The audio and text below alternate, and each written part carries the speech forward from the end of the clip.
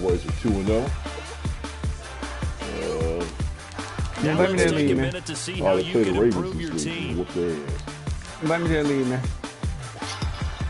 The guy that you're hearing on my broadcast, which you shouldn't be here, that's the commissioner of the TMFL League. They should be getting to their playoffs right about now. Oh, somebody got a little bit of awards. You got it.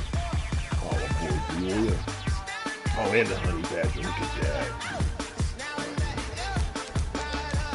All right, guys, start training. As you do our training, deep pass, PA. All right, let's go ahead and do it. All right, guys, it's still a loss. It's a big game right here. Do or die. Whip their ass, whip their ass, whip their ass, guys. Start training. I didn't see no broadcasting. That guy's supposed to be broadcasting. Huh?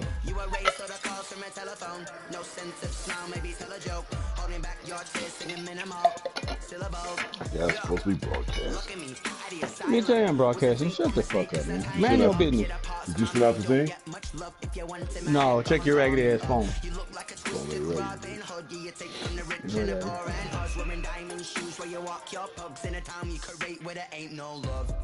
You can broadcast and go play your game too right over here, bitch. I actually don't want you to, because they win it without you, so they probably not going to let you back in anyway. Good for them. I wouldn't either. All right, get moving, man. I don't want to see Hope you got Baltimore this week. Got to watch that damn Jackson. Let's see some hustle out there today. We got a big game this week. Get that train out there first. All right.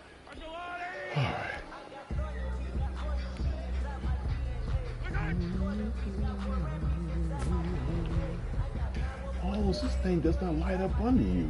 Why your red don't light up? Why do we play that shit light up except for you? Is you sorry? You ain't gonna light it when you do some good plays, motherfucker. Hey, motherfucker, he only gonna throw one interception over you, bitch.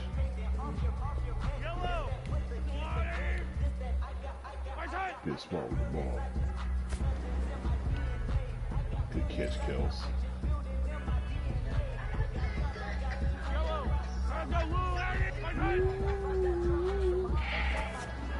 All right, what my players say? My players say breaking news. What do you say? I really appreciate how you involved me in the game plan last week. I know I am not the best receiver on the team, but I really feel like I could be if I had the opportunity, you know. So keep looking my way this week, Coach. Feel like I'm primed for the big game against the Steelers. All right. Okay. Nice move. We're getting that move down back. We are getting that move down back. Fight on these two. This guy gets sacked on the first one. Restarted. Who wants to get on the team? Who wants to make some money? All right. Brown, I don't know about keeping you. I have to cut you. I don't know about keeping you neither. You don't want no money though. We wait till the end of the year. See where we at. Free safety. 73. Zone coverage. Your speed slow. We ain't probably gonna keep you neither. Okay. That guy there said, fuck you, he didn't want to be part of the team. I had to get him on the back end. Had to make it franchise his ass, say nothing else though. This guy here said he don't want to be part of it. Well, he's 69. We ain't gonna worry about signing you. Watch left guard. He ran that guy over. Damn. All right, we'll see, guys. A tight end, pretty cheap. I may keep you. This one is for goal.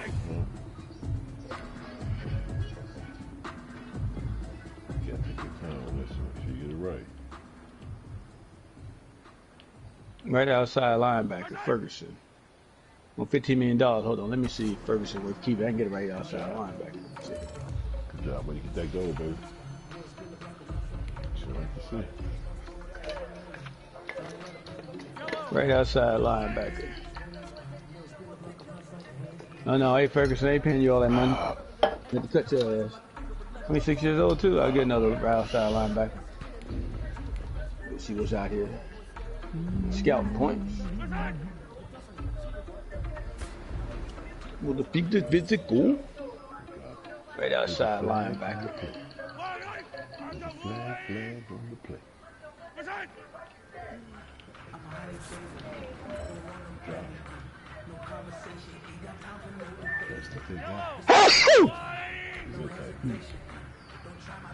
Yeah, thanks, man.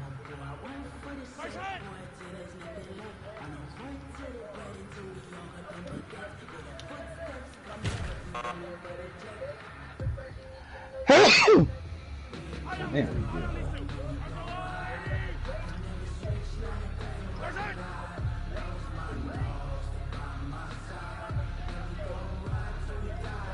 Oh, that guy came and blocked him at the last minute. You cheat, man. There's another tutorial. We don't give a shit about this.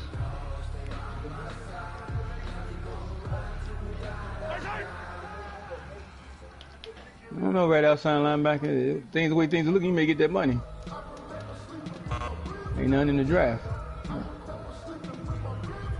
Motherfuckers suck. Alright. See what happens next week. Alright, guys. Can't worry about none of that. Y'all don't beat these Steelers. It's over with. We're going to get ready for the draft.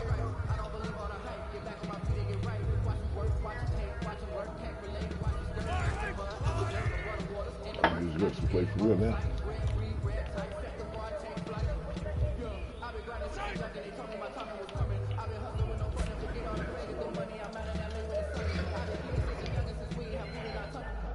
Oh man, coverage 104. Awesome pick right there. Why you a gold guy? Hey Ferguson, you the one we want that money. Your pass coverage suck like that. Did you take her controller or no? Okay. Let's see what you do. Use her controller.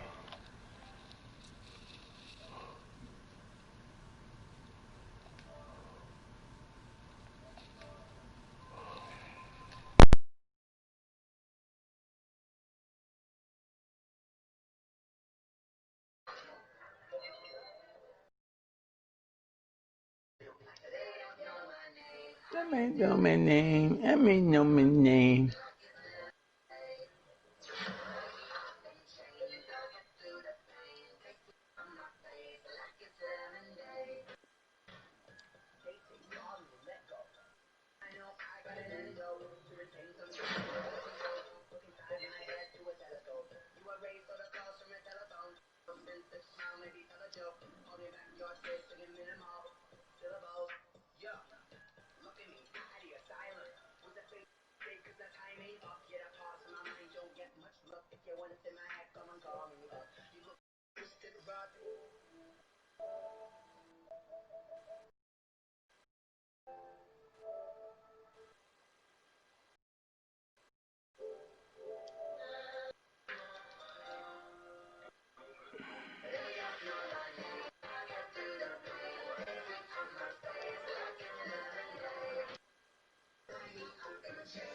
Big game, guys.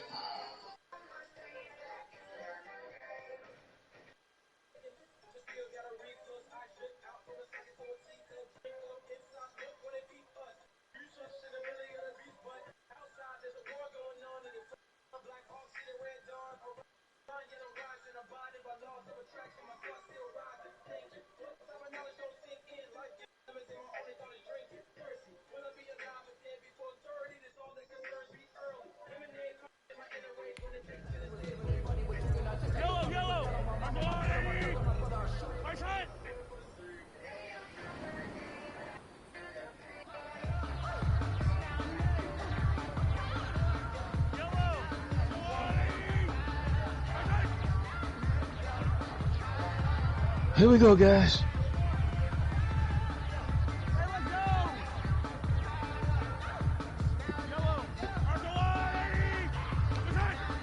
Hello? Yeah, man. All right, guys. A big game right here, guys. Big game right here. We beat the Steelers, we'll be all right. We lose, we out. That's just the way it is. Just the way the playoff picture gonna roll, man.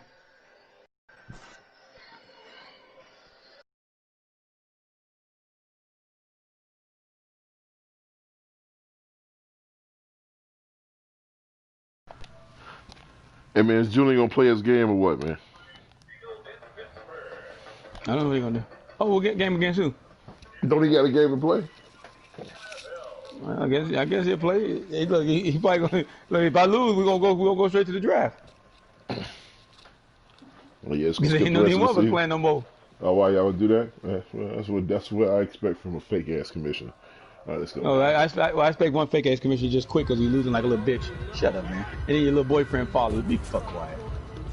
Yeah, you done for the league before too, so I didn't want to hear that shit. You a fucking liar. I ain't never. Yes, you did. That boy didn't play. He did not. No. You did not play his playoff games. Oh, that's because we changed. Bitch, shut up. We changed. We went to a whole fucking new thing. No, we did not. We went out of playing in Madden mode. We played on the same fucking season. Yeah, we did. That's a fucking lie. Yeah, we did. Shut up, man. We changed, bitch. We changed. No, we did not change season. We changed out of Madden mode. He said, "Hey, man, I'm good." Yeah, we changed out of Madden mode. But the point is, he still could finish the season.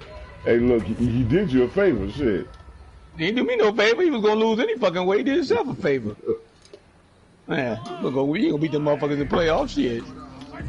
They go to a whole nother level and all man with playoffs hit, dog. Shit.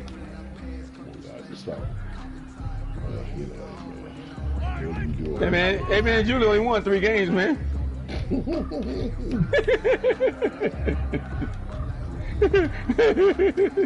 Y'all let him score. Come on, guys. Hey, look. Even without playing by the rules, he only won 3 games. I think Tony Brown's that guy on struggleization mode, boy. Tony gonna play. Tony, come on. Yeah, Tony can play over here. You can play the Seattle Seahawks 1 game, dog. We'll give you the rights real quick. They do what 3 games, boy. That was just funny, motherfucker. They tore his ass up, man. I said, the Chiefs beat you like that. Watch that guy, the guy out there. Well, watch it. Listen to it. Damn. Oh man, Mahomes went home. Then you, Conrad. Yes, Mahomes Holmes does, baby. Good job, Mahomes. Hey guys, it's tough right here. It's a tough one. I mean, we in the playoffs. We're in the wild card right now. All we gotta do is win this game, though. We can take over. Good job, Honey Badger. Start playing like this all year. Oh, come on. Gotta get him to pick that off. Man, you guys lost last week. Their momentum is down. Just want to pick that off. You was right there, Humphrey.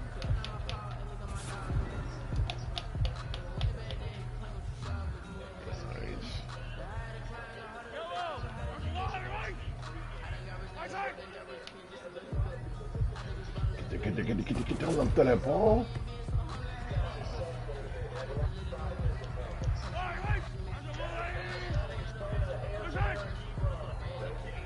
So good defense.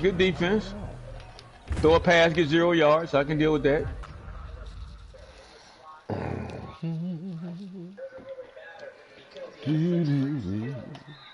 How'd he hold on to that? Yeah, man, easy, bitch. He had good hands. Good hands. You can hold on.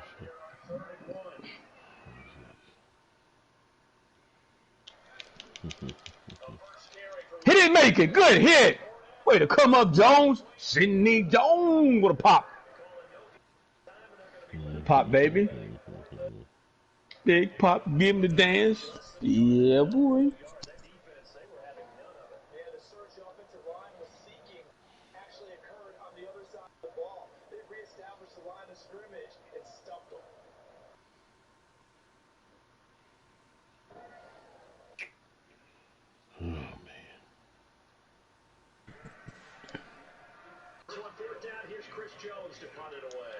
All right, good stop, guys. They may go for it. Nope, they didn't. Okay. Ooh, we kicked that shit away to the 7-yard line. God damn it. Wow. Good kick.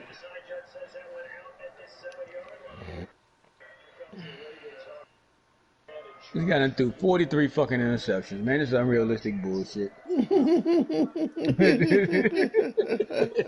This guy talking about realistic. Ain't no quarterback. You can bring a goddamn high school quarterback in the pros. They gonna throw 43 interceptions. That's fucking bullshit here, Lonzo. Hey man, look, I know how to change the camera angle. You can see the whole field. I play like that. I ain't gonna do that, man. I don't like it. On broadcast, you can see the whole field. It just becomes too easy then. What do you mean see the whole field? Make it little or something? I can see the whole field. Yeah, I can see the whole field. It zooms all the way out, and then it'll zoom in when you catch the ball. But you can see the whole fucking field. I mean, you can see them all the way downfield. I'm like, I ain't playing that shit. Yeah, that's a lot of work. I don't know how to do that. There ain't no lot. It ain't really a lot of work, but it's just. I mean, you way up. I mean, you are way up in there. I mean, on the side, you broadcast. Oh, well, you're not really broadcast. You really overhead view, overhead broadcast. No, you broadcast. Yeah, you broadcast, but you high. And then when they catch the ball, they zoom in. You used to do that on the other old game. I hate that view. What you mean you used to do that on the other old game? What you talking about? That other game we used to play. You could do that view in that game too. What game you talking about? The other game we used to play against each other didn't have no stats. The one we made them in. You had Bruce Black in them. Yeah. You could play any kind of view. Yeah, you could. You could play any kind of view you wanted to play. Yeah, but we didn't play. I don't. Yeah, I guess you're right. Well, no, I didn't have to play the view you played. Yeah, but none of us played that view. Yeah, that you did. Gil always played that view. Gil never played that view. Okay, man, that's the view Gil played. You wouldn't know what view he played. Gil did not play in no damn. No, he did not. Okay, man. I'm not going with you. None of us played in that view. You can be real high, but I'm talking about this is broadcast way up. Okay, but you couldn't tell what view he played in when you played, because we could play in different views. We have to play in the same view. Yeah, but none of us did. Come on. Yeah, to bring that server back. I wish I knew how to make a server for that motherfucker. Motherfuckers still play that game. They don't put the NFL. You can't play that game online. Hey, you know what, guys? That's why we quit. There's no server. Good. And you know what gets me really excited? You haven't even reached the top of your potential yet. Not even close. Each and every one of you should take that as a challenge. All right, good move, Jackson. Get out of bounds. Don't get hit. No, you fumble. That motherfucking Wilson, he fumbled 1,000,000 times. Shit, that's all I do is fumble. How you slide, man? I don't know. That button ain't working no more. That button never worked on this. It's a new button, but you swore you know how to do it. It worked before you changed the settings. No, it didn't. Okay, bitch. Never worked.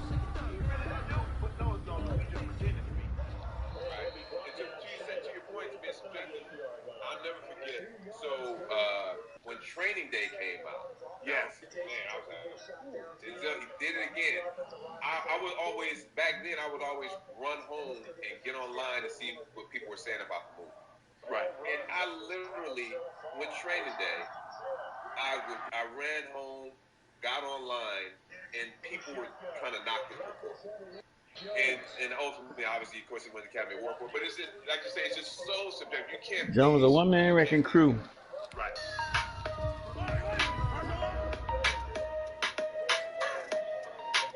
Well, we always do something before two something.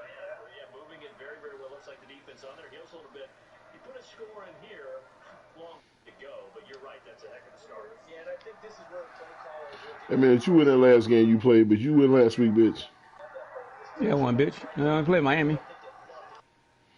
Motherfucker, don't talk like motherfucker, like, you know, it's like it's easy. I just do, man. Shut up, man. Shut your fat ass up. Get off the damn thing. Every time your fat ass. Come on, Jackson. That's some bullshit. Throw the ball. Shut your fat ass up. Get off the damn thing. Oh, you just threw the ball down on the ground. What kind of this is some cheating shit? He just tossed the ball. Y'all can have it. I don't want it. Man, this is some cheating fucking shit. Hold on, man. This is some cheating fucking shit. Hey, this is some unrealistic bullshit. Guys, you can't tell me this shit realistic. This is a lying fucker say this shit realistic. Look at this shit here. Now I'm just gonna drop the ball. I don't want it. Hot potato. Hell, you take it, man. Don't hit me. Fucking bullshit. Didn't even get hit. Just barely got grabbed. He's gonna drop the ball. Hey, take it. Oh, come on, man. Fucking bullshit, man. Every fucking week, man, the same fucking shit.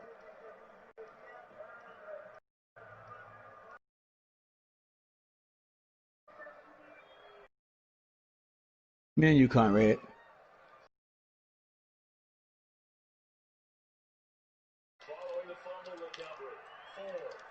So they got on fumble though.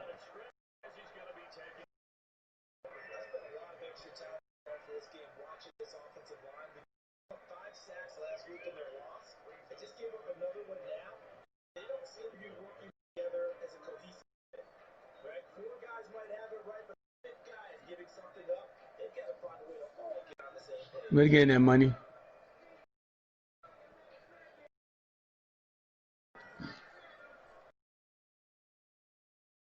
sack cost him only a yard. It's 2nd and 11.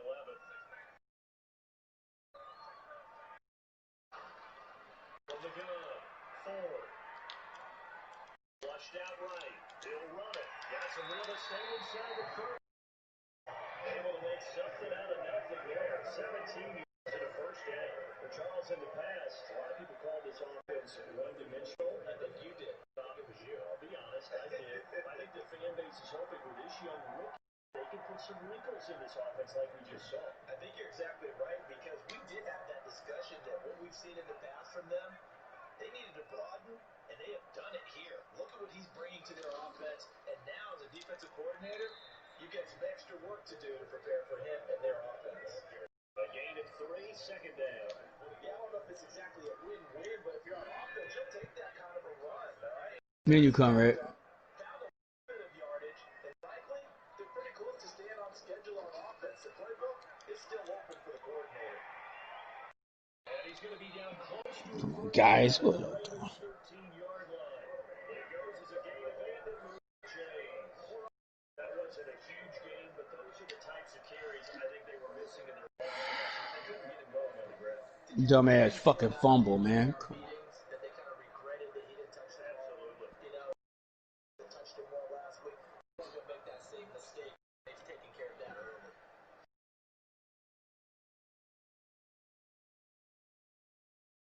On the 13 now, they 1st and 10.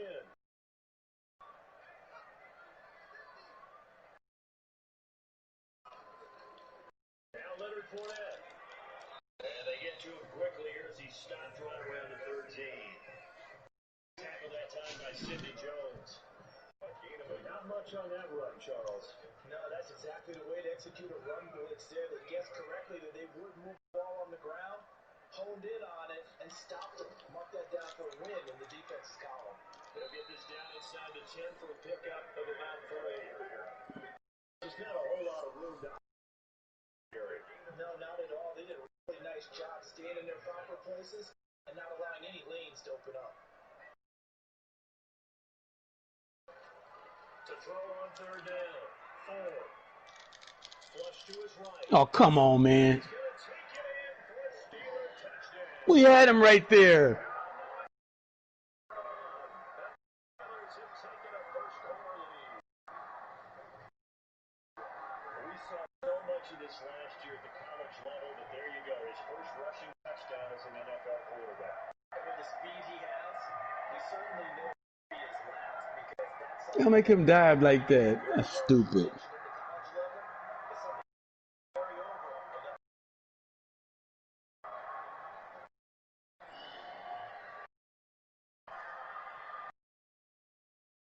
Boswell now for the extra point.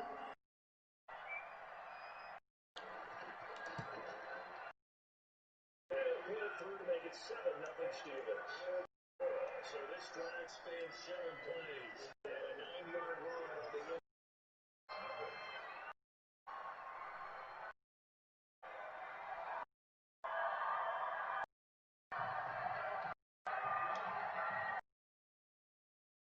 They kick it away after the touchdown. You know, They field it inside the 5. And up to about the 26-yard line. Just across the 25.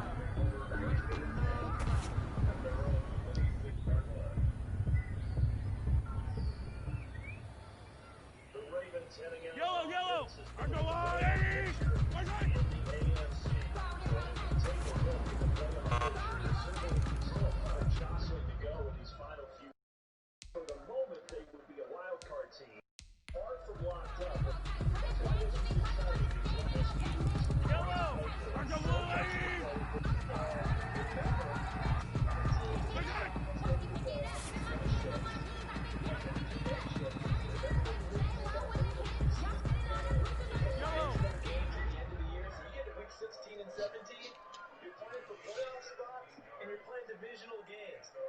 exciting than that. This running game's so important for them, and they know that. It helped victory last week when he was over 100 yards. Let's face it, it's their identity, and that's what they want to play to. They want to be that team that runs the ball really well each and every week, and right now we're seeing a pretty good pattern of that happening. One play has him up past the 40 already, and another 1st and 10. Throwing is Jackson. Catch is made by Marquise Brown. And they'll work this down to the 40-yard line, tackled there. And they get 17 more on that one, and another 1st down. That's the number 2 receiver in the NFL in terms of yardage. And tell you what, a few more plays like that, he won't be number 2 for long. That's what often happens when you have competitors running around the field. These guys know what they see, and if you're ready to yardage, total,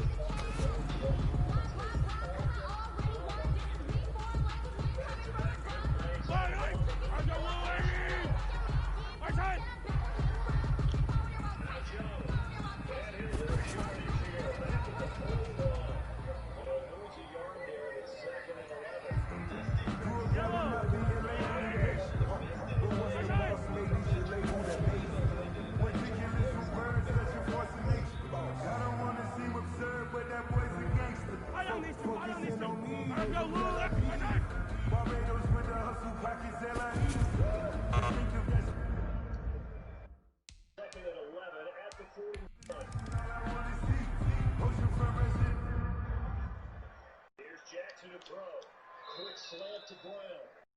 And he's going to get it down to the 40-yard line here. 8 yards on the completion, but now they face 3rd down. Some think the teams really won't throw a slant. A receiver has a lot of stature to him. But sometimes the little guys, they get lost in there. People can't really locate them. And they run that quick cut on the slant. And oftentimes they can turn it into big plays.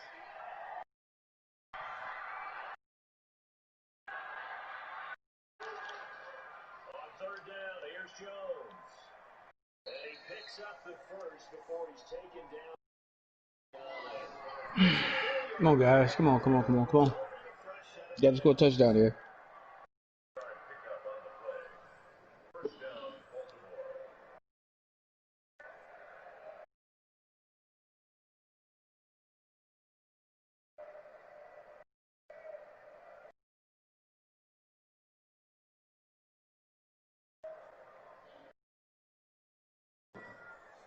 After 1-7-0. Sports. Steelers 7, Ravens nothing.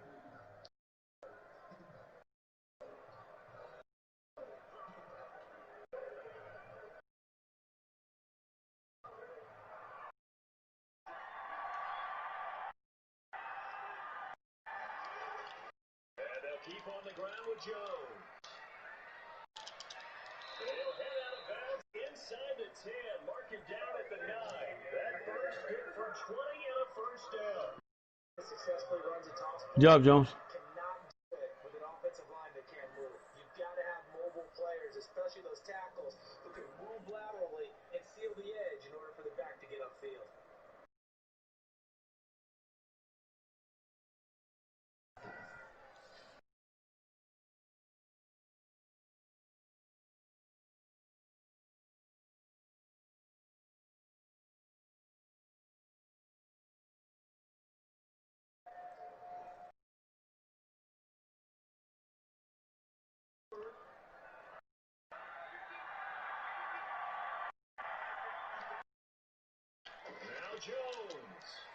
Good job, Jones.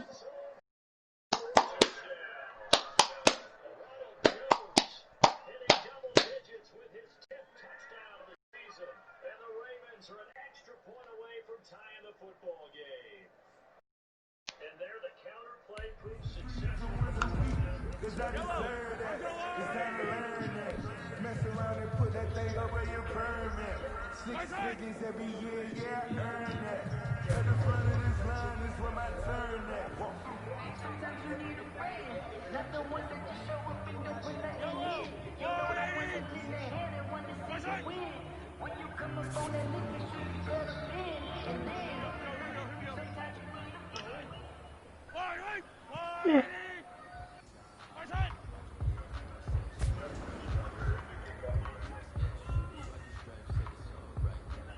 Yo!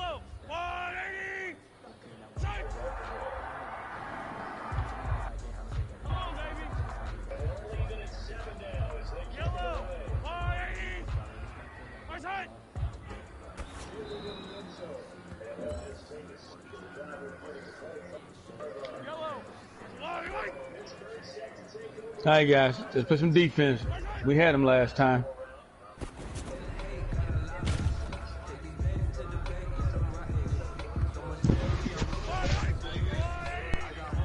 I think they did it early in the morning where nobody was gonna be there. You know what I'm saying? I think this is some Trump shit going on, to be honest with you. They said there was like a message coming out of the RV. Yeah, that's what Jimmy was saying. That it was telling them when it was ready to detonate. There's some crazy people in the world.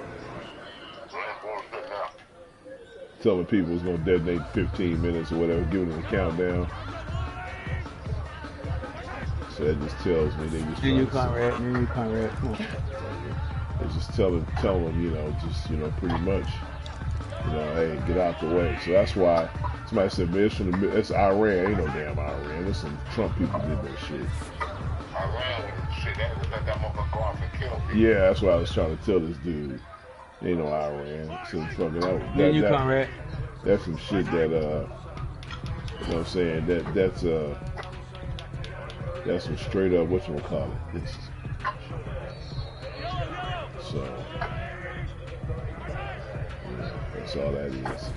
Some Trump folks trying to start a damn race war. Well, fellas, there's not a whole lot I can say about that performance today. We have high aspirations as a team.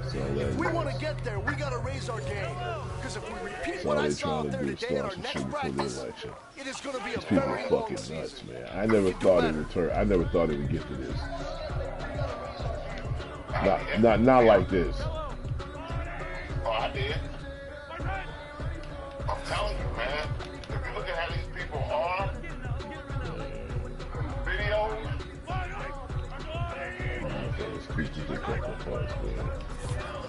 they was gonna take that, if they was gonna try and kidnap that governor and kill her, shit, this ain't shit.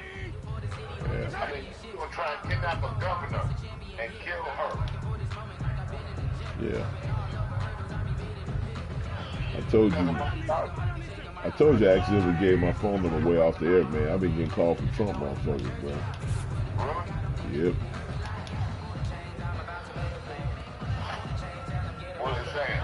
He's talking shit, trying to scare somebody. Really? Yeah. Oh, really good.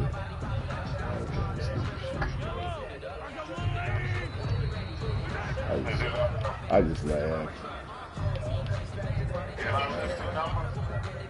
Some of them come in as like numbers from overseas.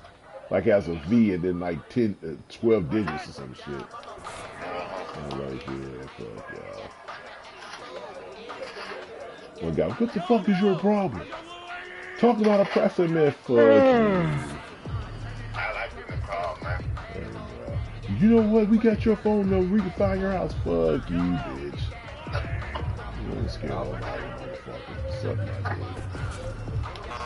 That's like when a motherfucker call with them big credit card scam. I love getting a call. I sure did. Yeah. Sure did. And I see what you was trying to do. He's like, no, you didn't. And I was like, shit, I think I did. I was like, damn, I think I get that shit out twice. I said it 2 times in a row. Like, god damn. Damn. What the fuck did? Calling me.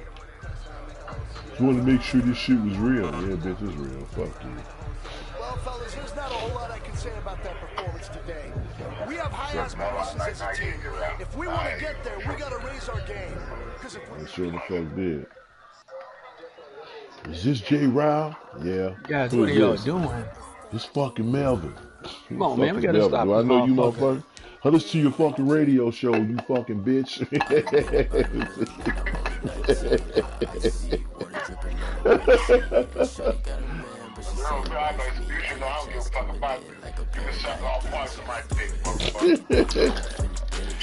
Hey, man, you should say, well, at least you're interested. You fucking bitch. You fucking bitch. Talk all that fucking shit. If about our fucking president? I said, man, fuck you and fuck your president, motherfucker. Good defense, guys. You wouldn't say that if I was there. Fuck you, bitch. Suck my ass.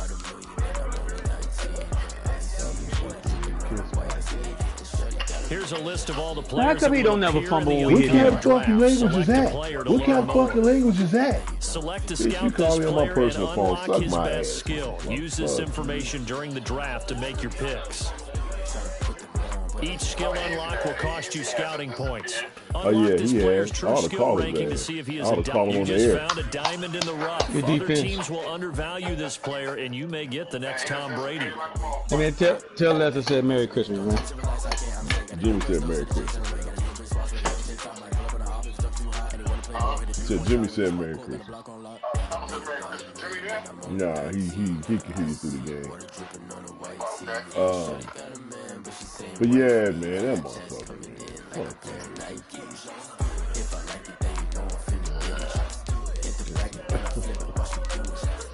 Jimmy Rob, motherfucker.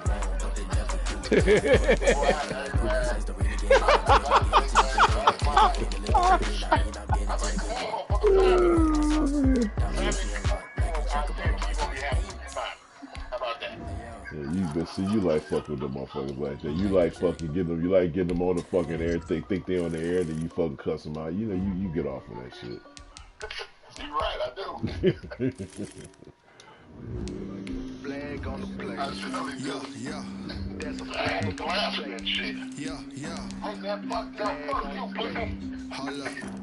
That's a flag I love it, shit. Yeah, fuck them up, cause they never think you was talking to them like that on the air. Yeah, hey, man. What's up, you black niggers? Hey, motherfucker, guess what, bitch? This is me you talking, you white cocksucking motherfucker.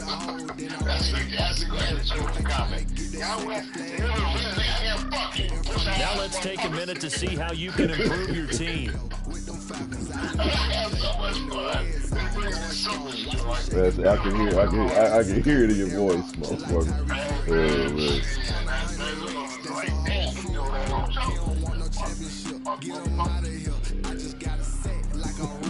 But I said, man, fuck you and your president. Like I ran up on a make a play just like a quarterback. I don't understand the whole process. But these motherfuckers with this $600 shit. Okay, Democrats been asking for $2,000 all along. Now he said you're asking for $2,000. Now he said no, we don't want it. I don't think they was asking. I don't think they was asking for two. I think they were asking for.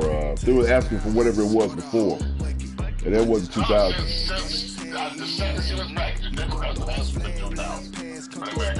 No, they have not. They were asking for what they were asking them to do the same thing they did before.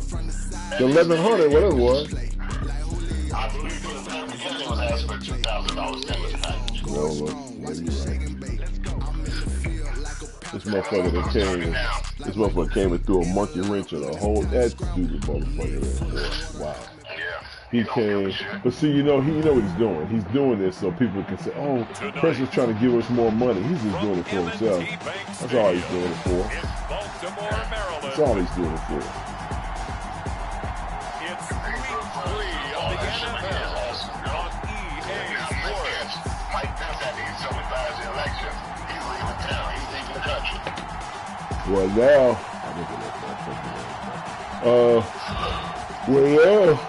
they sent a memo to White House staff telling them what to do to prepare their office for the transition. Then they sent an email back saying, never mind. We'll see Lamar Jackson and the Baltimore Ravens taking on Patrick Mahomes and the Kansas City Chiefs. With Chesapeake Bay gleaming in the distance, we are inside M&T Bank Stadium near the Inner Harbor in Baltimore, Maryland.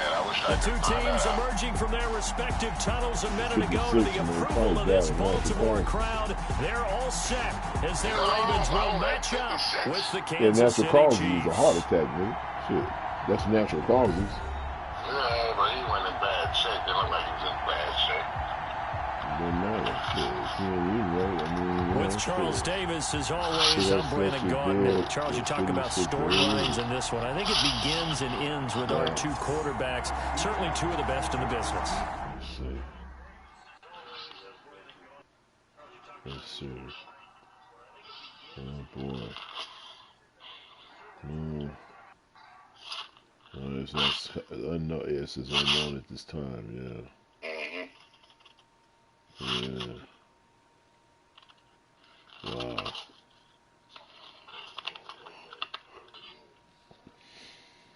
Damn. Wow. What? Now I'm just tripping on the fact that his ass is gone. Yeah.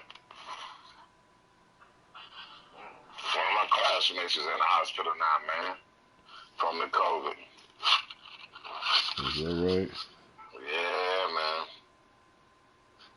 Like, damn, dog. From the COVID. Yeah.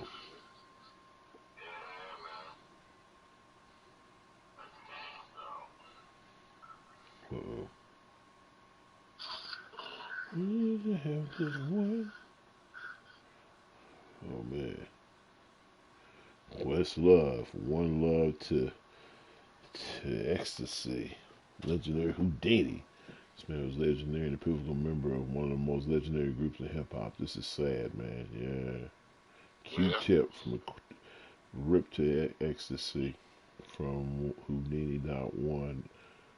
Houdini, one of the most underrated voices in hip-hop. Too many hits. Condolences to his fam. Jermaine Dupri, my God, this one hurts so bad. I can't even believe I'm posting this. X, you know I love you.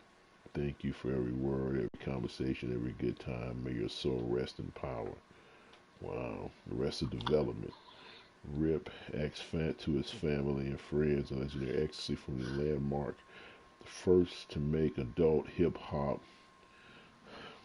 Medelic, huge soundscapes and sex appeal for the ladies. Sorely missed. If you love Rule the World by Nas and other classics. If you rule. Oh, wow, there it is. Everybody's talking about it, man. Wow. One love, one love. One love. And nowadays, I don't think you can get by for long periods of time without a top-flight quarterback. The way the game is played, with all the responsibility he has and how the game flows through him, if he's not on the top of his game, your team's not going to benefit at all. This taken in about 4 yards deep. And no run back here, so they'll bring it out to the 25. Here's the Chiefs offense for their that test I got last night, the first time I got tested. Quarterback. And I thought it was a really nice performance last week by him. Came back 3 negative touchdown 15 passes. minutes.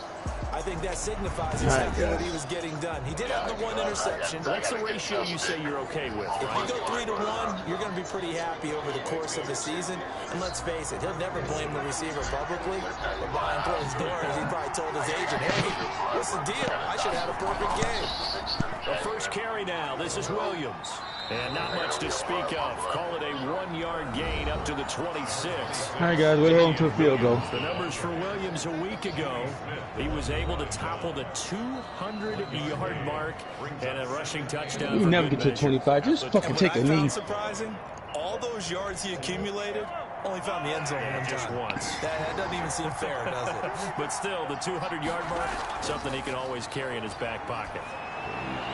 The throw over the middle, taken in, and they'll get it up just short of the 45. All right, let me check with Ma, see what's going on. That one good for a first down pickup of 18 yards.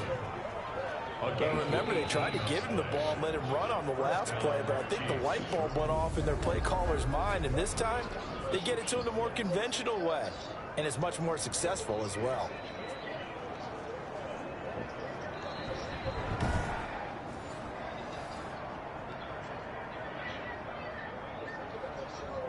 There's no way a guy fumbled this fucking much, man. This is just fucking bullshit.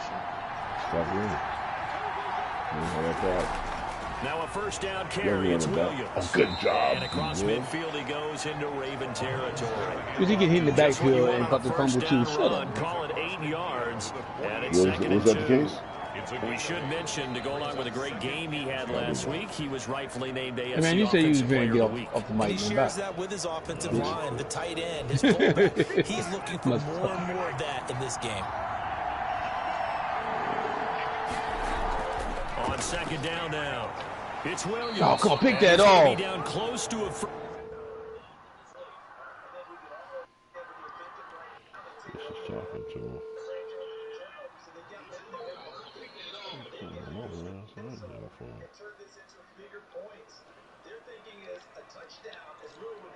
Oh, that was another interception. Good defense, guys.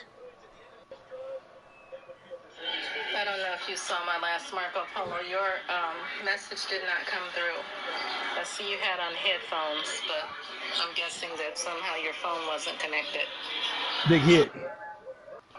No, I think it was because I was on the other line. I was just saying Mama was trying to get in contact with Sean, but I asked her to call him at his work, and she hasn't called me back yet, so I don't know what's going on. Have y'all heard from him yet? Somebody let me know what's up.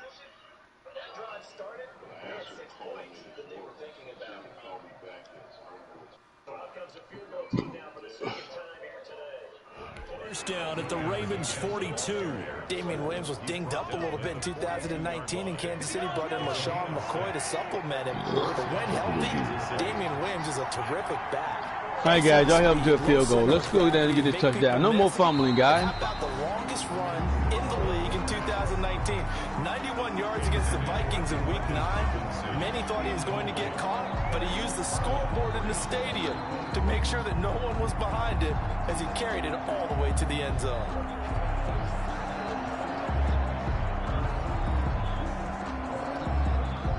Ball on the 42 as they come up second and 10. And now some motion before the snap. And this will be our first penalty of the night's proceedings. And maybe they were coming with a blitz that time and it caused a jump. I think if we saw it, you know that they saw it. Might have been a little discussion down there. Bad guys coming. Pick them up. Pick them up. And someone jumped. Following the penalty, it's Williams. 3 yards on the gain. They're going to need to do better on this next play. It'll be 3rd and 12. In today's NFL, you hear all the time about stretching the field and creating space in order to run plays. A toss play will help accomplish that because now you're pushing a defense to chase you all the way to the edges and to the sideline. That's a nice run. Probing now early to try and get things done later. First down for the Chiefs. Solid chunk of yardage. 17 on the play. Tyreek Hill certainly makes the front office look good when they spend a 5th-round pick on a guy. Then in his first 4 seasons, 4 Pro Bowl nominations. Anytime he touches the football, he's a threat to take it the distance. Hard to get on the ground one-on-one in the open field. If you miss, in the blink of an eye, he's putting 6 on the board. I thought this nigga was live.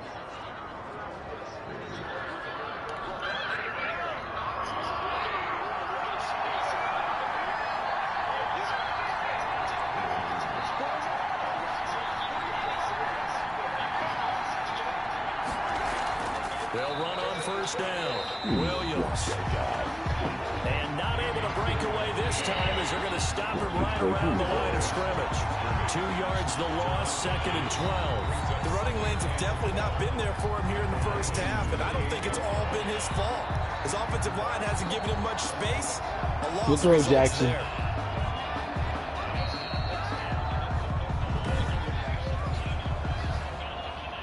Jesus, guys, it's right. A rare misstep on that last play because the drive has been strong, but now it's 2nd and 12. What kind of blocking was that, fellas? It's a run for Williams. After getting stuffed on first down, not much better there. 2-yard gain. That call makes sense because they've been throwing it well on this drive, and once again they show passing formation, showing a shotgun, and they ran out of it. That's a nice play by them defensively, though, to hold it to a short game. Now on 3rd down, that pass knocked down in the backfield and incomplete. They really had a good drive going there, but a nice recovery by the defense this past few downs, able to knock that one away on 3rd down and bring up what I think for the offense, an unexpected 4th down here. I thought it was going to be a big hitter. Oh, he was open. There he is, wide open. Good throw, Jackson. There he, oh, boy.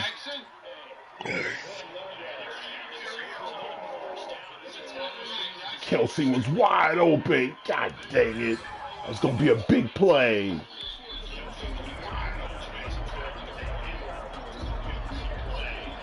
What kind of route was that he ran, So on fourth down, Mahomes off, Harrison Butker on for the Chiefs field goal. This a 43-yard attempt. Butker's kick here is good. And the Chiefs are out to a 3-0 lead. Chiefs 3, Ravens nothing. Pick him off. So the opening drive does yield points. That guy called that play before right there. I ain't called that play before, bitch. I got 20 of them plays. Shut up, bitch. But it does go into the DNA of a team that's trying to establish itself to start a game. That has to feel what kind of blocking you doing? Yeah, they had 3 first downs and 3 points. And good job. Good job. Way to stop that screen. All right, you got to watch this little black motherfucker right here. This guy likes to run. Onto the field at quarterback, ready to lead this Ravens offense. And I thought it was a really nice performance last week by him. 3 touchdown passes. I think that signifies exactly what he was getting done. He did have the 1 interception. But that's the ratio you say you're okay with, right? If you go 3-1, you're going to be pretty happy over the course of the season. And let's face it, he'll never blame the receiver publicly. But behind closed doors, he probably told his agent, hey, what's the deal? I should have a perfect game. He gets it forward for 4, maybe 5, but the flags fly. And this one could be coming back. We'll accept that. So he was holding from that left tackle position. Everyone tries to keep their hands inside when they're blocking ever since they liberalized the rules. Got him blocked. Extend them out. But sometimes they get out a little wide and they get detected grabbing some cloth. They go play action here on first down. That ball caught. Oh, what was that? Oh, this motherfucker's gone. God damn it. And off he goes. 20. And all the way in for a Ravens touchdown. Mark Andrews. Here we go. Here we go. Here we go. Here we go. Here we go. Here we go. Here we fucking go. Nothing changed on that defense.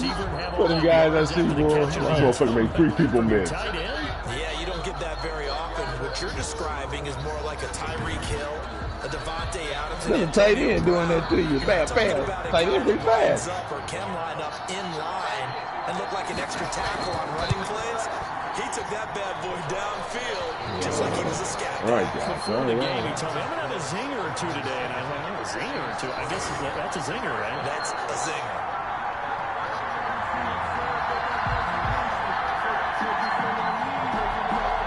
That quarterback pretty fast. Tucker down to kick it away following the touchdown. That'll be taken about a yard deep. And bring this out to the 25. No return there for Hardman. Tyreek Hill making his way back out towards the huddle. Here you come, Red. For him, very good to start this season. Interesting to see if he can keep up that torrid pace. Man, when you talk about averaging 100 yards a game, come on, Jones, you gotta jump up and pick that off. For 16 games, and you're having a monster season. Sit there and look at it. Yeah, you love what he's doing really, but I think it's got to go back to the offseason, doesn't it? It's got to go back to the roots, spending time with the guys. Spending time watching tape, spending time reading defenses. Oh, he slid that time. All right, Conrad, you had a bead on him that time. That motherfucker ducked quick that time. All right. Well, they're making an effort to get the ground game going tonight. So far, it's working. I like what we're seeing from the offensive line. They seem to have the leverage going, and they're controlling things and reestablishing. Oh, you got to pick that off. Good defense, guys. Defensive front backwards, but also like what the runner's giving us, too. It appears that he's been waiting all day long to get out here and take off. They stick to the ground game on first down. It's Williams. Good job, Will. To midfield before he's brought down. Got his ass that time. Hey, he didn't fumble. That was a big hit, Conrad. Last week, of course, the great performance, over 200 yards. He still wants to be fed. And they should. That's exactly what you should do. I have not yet met a running back that's run for over 200 yards that says the very next week, hey, let's back things up. I don't need it as much. No, they want it more and more. They're going to be ready to go because they think that's going to happen naturally now. Back-to-back good plays have them on. All right, guys, we have 43 seconds left, one timeout. You need to get a field goal. Don't do nothing stupid. They run the option here on 1st and 10.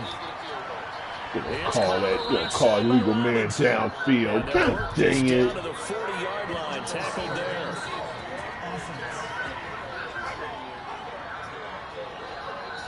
Now those linemen, of course, can't be more than a yard downfield when a pass is thrown, and they might have been able to call that on a couple of guys there. Ugh.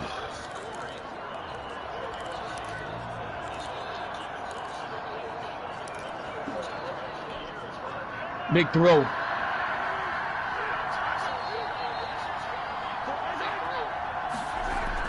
Working from the gun, Mahomes. Good Mahomes. Good job. And they'll get him down as he's inside. Good job, Mahomes. He got it bounds. It was not a good throw. First 18 yards that time. Well, it certainly doesn't matter if it's been through the air like on this play or on the ground. I don't know what's going on with this defense. In a sense, they've been AWOL on this drive so far. Gotta find a big play, guy. 3 first downs given up. They've got to find answers, and they've got to find them quick. So in Raven territory now. Here's a 1st and 10 at the 38. Now they'll toss it out right to Williams. Look at the blocking. Look at the blocking. And he's going to get this down near the 20-yard line. Where's that guy come from? He's out of bounds. That's now 35 yards combined on those last 2 plays. But they came into this game saying it was important that they set the tone and show that they can run. He's not out of bounds. Damn it. I believe that they've done that here in the first quarter. The guy came from nowhere. We didn't see him over there, man. Wow.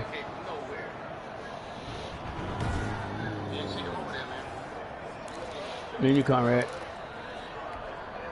They had to settle for 3 last drive, hoping this second go-around ends in 6. In good position, 1st and 10.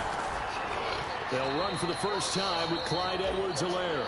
And he'll take this inside the 20 and down to the 18. They're only down by 3, man. We got 3 fucking turnovers this game. Down, it'll set up a 2nd and 7. Charles, we'll take a look there at the draft class for the Super Bowl champs as they took Clyde Edwards-Helaire with a final pick in the 1st round. How come he didn't fumble? A lot of people expected him to draft deep. That never fucking fumble. As they continue to want to get better there, but they are the Super Bowl champs, and they decided to stand the offensive what a run, Will. What a run. That's not Will. That's, Willie Gay, a linebacker. I don't know who that is. Wow. He was the choice. 7 yards there and a 1st down. 1st down, Kansas City. Now they'll throw with Mahomes. Good job, Mahomes. End zone for a Chiefs touchdown. Looking good, His 4th touchdown on the year. And the Chiefs are going to jump back in front.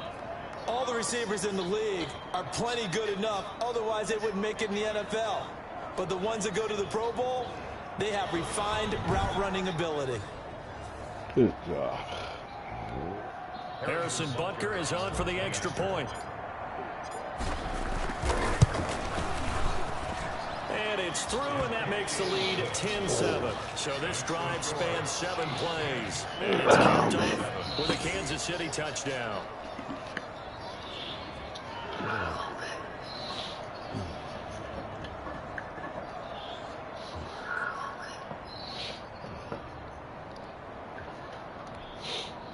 Harrison Butker to kick off for Kansas City. Now after the touchdown, here's Butker on to kick it away. Takes this about 5 yards deep. And more, he's going to sit on this one, and the drive will begin at the 25-yard line. Baltimore set to take over here for their 2nd possession of the game. And last time, the formula was pretty simple. 1-play drive, long pass. That maybe they just want to do that again, right? And that's exactly how you want to draw things up. Good job, Jones. On your grease board, right, in your playbook, 1-play drives, exactly what you want on offense. What they have to be careful of is not having a letdown. It was fairly easy last time. They can't expect that going forward. And we'll see if it's that easy here. Well, look there at Ingram's numbers from a week ago.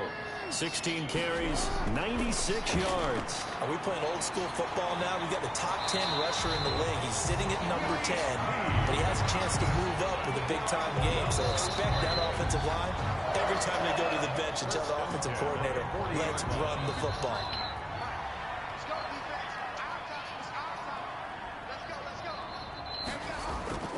Throwing now, Jackson on first down. Caught by Snead over the middle. A gain of 6 there on first. To Willie Snead.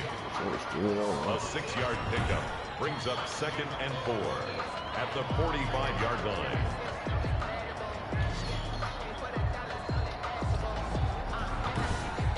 Willie 6 yards was the pickup on the last completion, so here's 2nd and 4. From the gun, Jackson looking left side. Andrews with it complete. And taking it across midfield and inside the 45. 12 yards there and a first down. Good catch there by Mark Andrews, who was Lamar Jackson's favorite target last year. They came in the same draft class and quickly got in sync with each other. Andrews led the team in receptions with 64 last year for 852 yards en route to his first Pro Bowl. 15 more there, and they're on a roll. It's another first down. Barney, you know when we call a game, we talk about Lamar Jackson and his speed and his elusiveness and the ability to get him on the ground, how tough that is for a defense. But how about his development as a thrower, as a professional?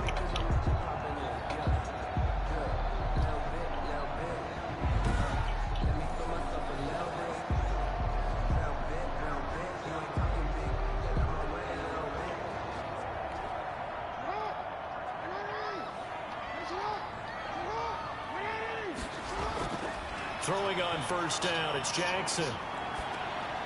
And he fires one that's intercepted. Picked off at the 23.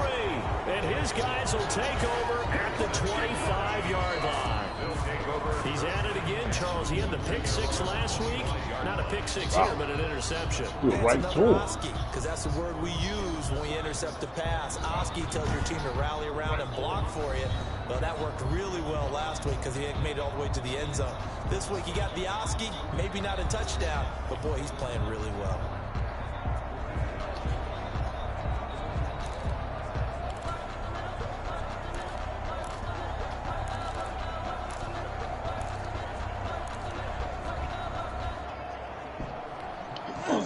The Chiefs offense about set to begin this drive. And now last drive so successful with the ground game. Ending in a touchdown. Do you stick with that formula? That would be the number one thing you would think of, but so many guys now would look at it and say, we've got them set up so well for play action. Now's the time to take a shot. But, you know, there was a big-time coach in the state of Ohio who once said, if you throw the ball, if you put it in the air, 3 things can happen, and 2 of them are bad. He would have kept it on the ground.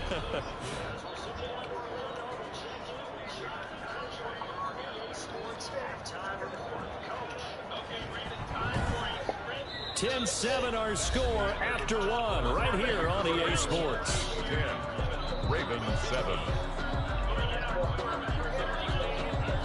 Come on, Browns. I need you to beat the Patriots. I gotta win this game here.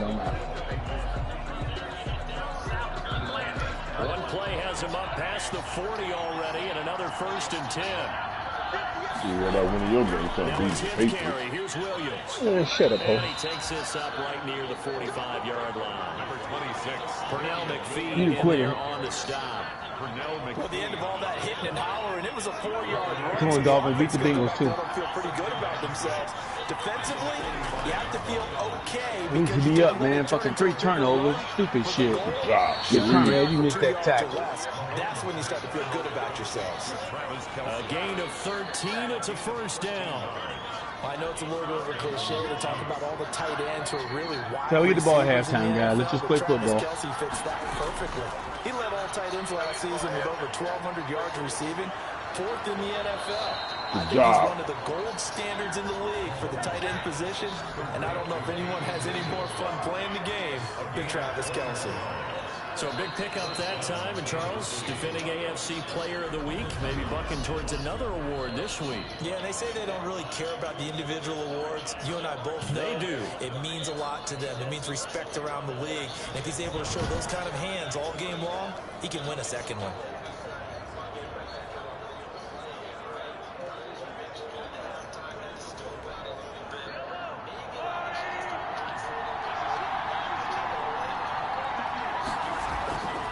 First down, Williams. Oh, and he's only going to get a yard from the 20 to the 19. He may be playing free safety while wrapped up in a corner's body.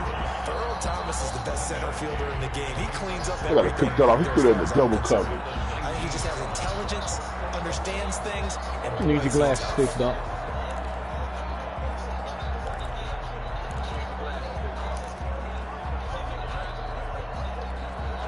Here's 2nd and 9, just a yard on that last run. From the gun, it's Mahomes. I knew Trying it. to fight his tight end, Kelsey, and it's intercepted. I knew it's it. the I knew it. Seahawks, I knew it. Thomas, He standing right there. To the 21-yard line. Charles, not only is that an interception, it's one when you were really knocking on the door for a touchdown inside the red zone. You're actually thinking points. No Yeah, they made him they made him fucking flow back. That's just the ball. On this in the second half and say, you remember when they didn't get points on that drive? This could cost them. They got ahead and move, man. That's Jackson bad, and bro. the Ravens come up now 1st and 10 at their own 21. God, y'all didn't block that guy. They'll give this one to Ingram to start things out. And able to break one tackle, but then quickly brought down. But a nice little gain. On any explosive run, you can almost feel the ground shaking, and that's from the offensive linemen creating space for their runners. I had an old coach tell me before, they always told his runners, run around the offensive line in pregame. Get used to the ground shaking so you don't trip and fall when it happens in the game. Hold the ball. Hold the ball. And that one blown up quickly. Hold the ball, Jack. He's going to be stopped before he could even get started. This defense is really floating Big around loss in the right first there. half. They've gotten to the ball carrier before they can really get started. The guy wasn't open, though. Have to come up with something else in order to try and get this running game going.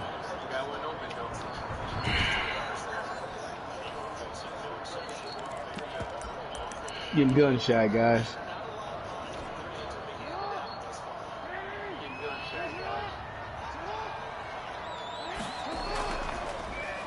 They'll run the option on 3rd and short yardage.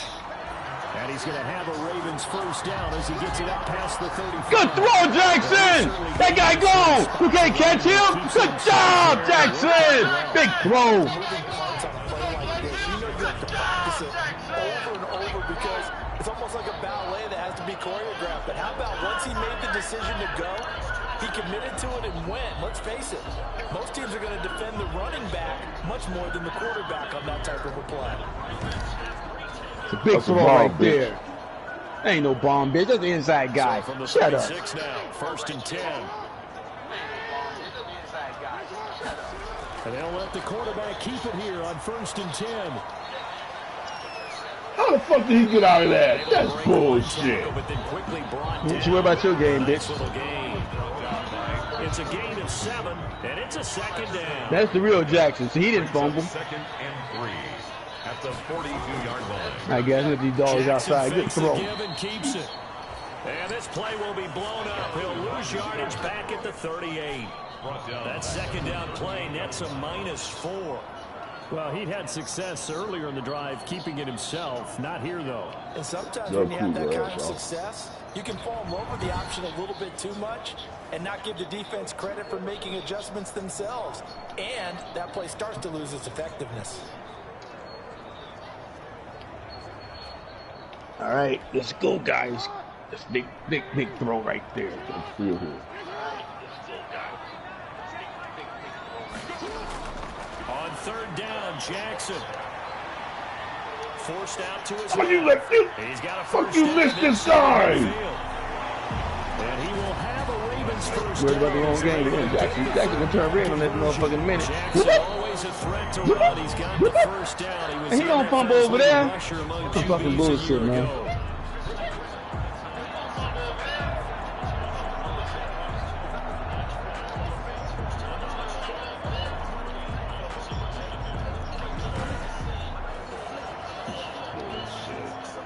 1st and 10 in Chiefs territory at the 45-yard line.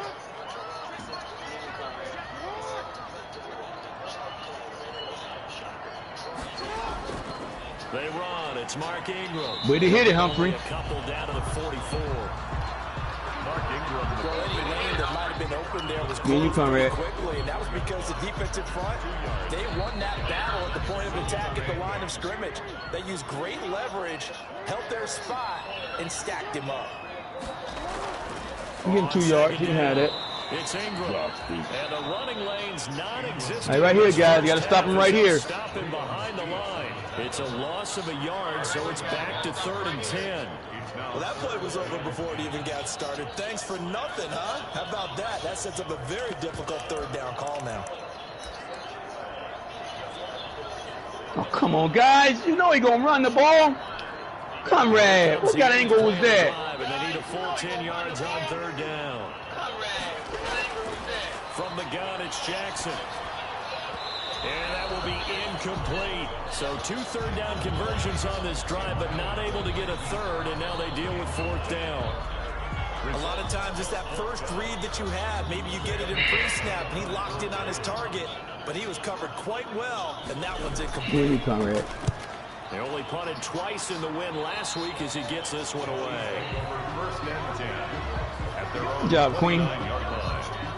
Damian Williams and the Chiefs ready to begin their next drive. It may just be the 2nd quarter, but he's in his zone, well on his way to eclipsing that 100-yard mark. And when a back has a game, as we're witnessing right now, his name's going to be in the Way to go, Lee. But it's really a collective deal, isn't it? Because that means he's getting plenty of blocking. Hey, guys, we got to stop him right here. But he's making the most of it. Yeah, he's made the most of it to this point. A bit of an opening there on the 1st down run as they get this forward for about 6 yards. Williams, the ball carrier. Well, I think after that run, the defense getting back in the huddle and looking at each other and maybe starting to question their confidence a bit. They gave up a significant run, 6 yards, and now you're saying to yourself, how do we stop them, and do I have enough confidence to make a play? And tackled down after good defense. We're going to run that time. Way to block him off from running. That might feel like a little bit. All right, they got a choice to make. Hunter, go for it. What you going to do? What you going to do? Sometimes against that, you can get out to your running back, and it can turn into a big game downfield. What a nice job they did getting to him quickly and holding him to a short game. Calais Campbell on the stop. It's a third one. It seems natural to just turn and hand it to the biggest guy you have in the backfield. Usually, he's not the primary runner, so for the defense, they're often keying on the running back. I'm going to forget what that song was like. We wouldn't hear that shit no more. And the fullback is the blocker. When he ends up carrying the football, that's a heck of a tendency breaker, and now you're just trying to jump on his back and hold on. All right, guys, let's just play smart football. We got the lead.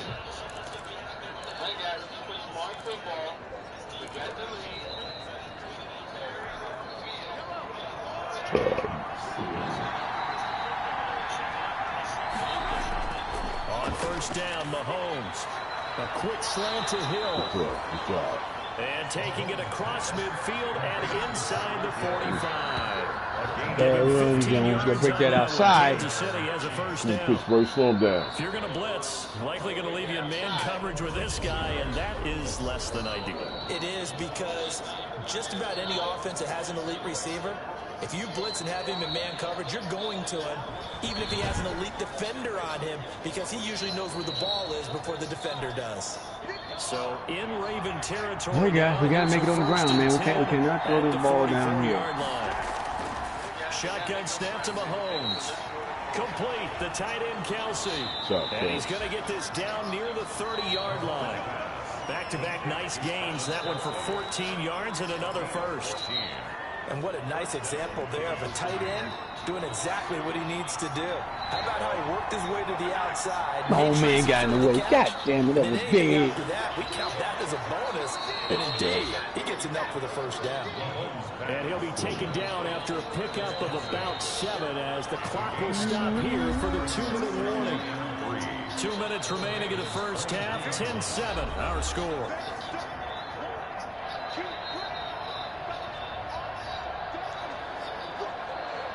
God damn it, they was wide open.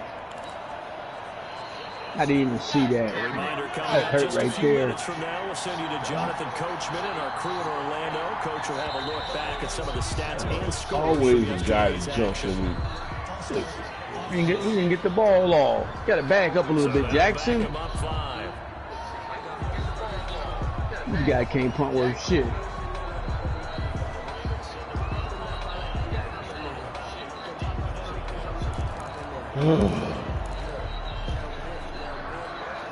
They were looking good on second down, but now they're backed up 5 yards by the false start, and it's 2nd and 8. And again, it's Mahomes. Oh, you gotta hold on to that, man. He's right in the fucking hand, Watson.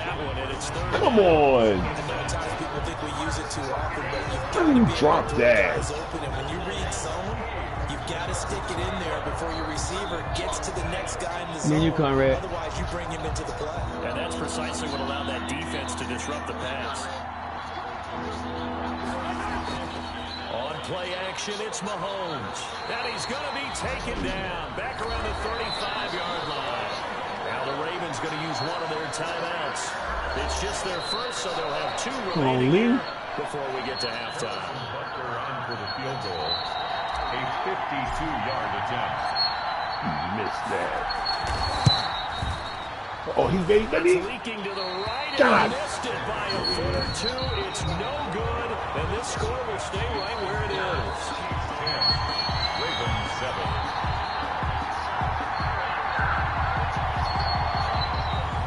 That's the risk of the long field goal. At this stage of the second quarter, you give up great field position. And that gives them one more opportunity to make something happen and something big. And we've seen crazy stuff happen at the end of halves. This pass into the arms of Snead. And they'll get this well past midfield before being stopped just before the 35. That good for 21 yards on the catch and run. You know, Lamar Jackson last season, the first not this time. Conrad got your ass this time. He should have fumbled. Yards and 1,000 or more rushing yards in the same season. And we see both of those talents on display here today. We just saw another completed pass. And everyone knew coming out of college he could run the ball.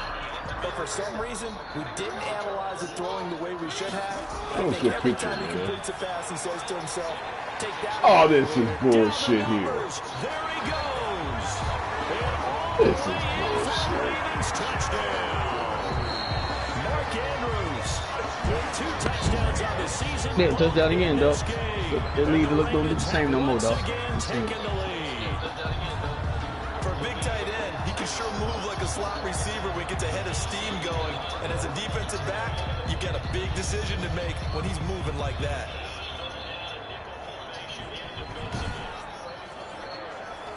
Good defense, guys. Open to a field goal.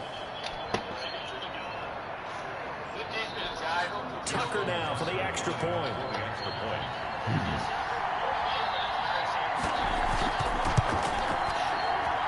And that makes it 14-10. Pretty clean and simple there. Just 2 plays. The long pass resulting in the touchdown on play number 2. Tucker now to kick it away following the touchdown. Here's Mecole Hardman. Oh, a dangerous return man showing it here. Mecole Hardman on the return. The Chiefs take over first down. He's getting the block. At their own 30. Here's Damian Williams making his way back out. He's been good. They've utilized him well, but they're losing here in the second quarter. What might they change offensively? I think that what you try and do is expand how you get the ball to him a little bit. Get him out in open space, maybe swing the ball to him. What's that they used to call in the West Coast offense, the long handoff? Serve as your running play that way, as well as continue to feed him the football. Some of these runs now may pop bigger later in the game he almost because broke that. of the effects on running it. Sometimes people, after a while, they don't want to tackle him anymore, or they get tired, or they get out of position, or he runs through tackles. Continue to feed him the ball. He's having that kind of game. Yeah, might they get him the ball in some space in some different ways here. Sammy Watkins is a former first-round pick in the NFL, and he sure reminded us during Kansas City's run to the playoffs last season. 10 catches in the AFC Championship game and a 98-yard receiving game in Super Bowl 54. Oh, that's pass interference. Getting some time in the offseason. Oh, that's not pass interference. Have him back in their lineup and in their fold. Oh, God damn it. We threw that right to him. What was that? Here's Mahomes to throw. You see that bullshit? That was bullshit right there. That was bullshit right there. That guy standing right there. He fucking cheating rats. Don't even know where near the guy.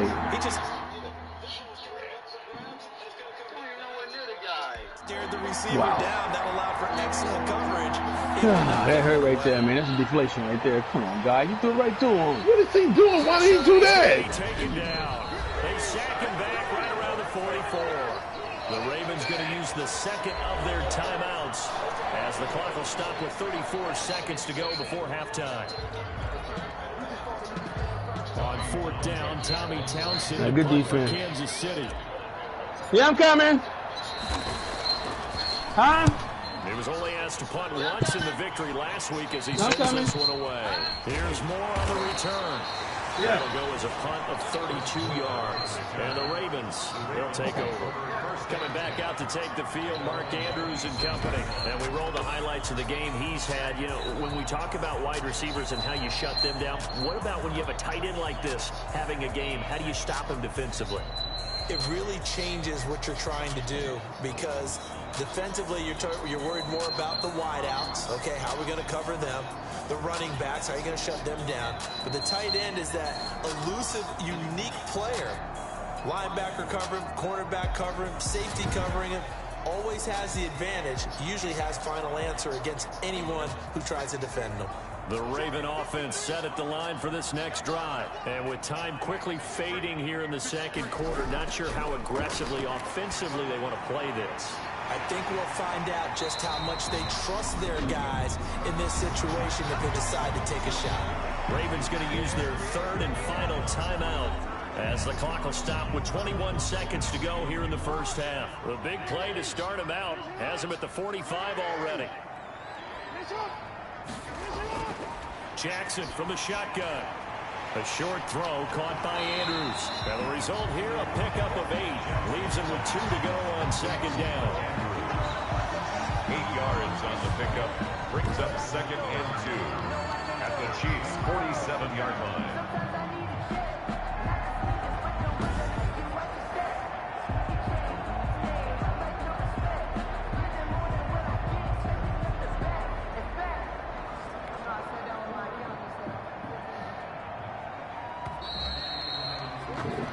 So we're at halftime here in the Inner Harbor with the hometown Ravens on top. As we'll head down to Orlando, that's where we find our man Jonathan Coachman at our EA Sports Halftime Report. Coach. All right, Brandon, thanks very much. We'll get back to you and Charles in a minute. But first, time to give the folks at home a look at what's going on around the NFL. We'll begin up north at MetLife Stadium over in New Jersey, where it was the visiting Niners who are able to come away with the road victory. 16-13, your final score.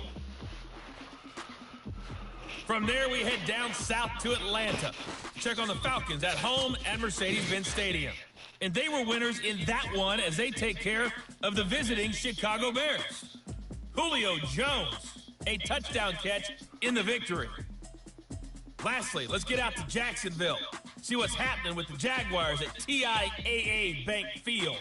And it was the visiting Dolphins who were able to get the victory.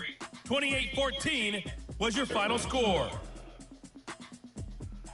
In the game you're watching, we've seen a strong first half out of Lamar Jackson. He's thrown for over 200 yards already, and his guys have the lead as well. As we get you back to Brandon Godden.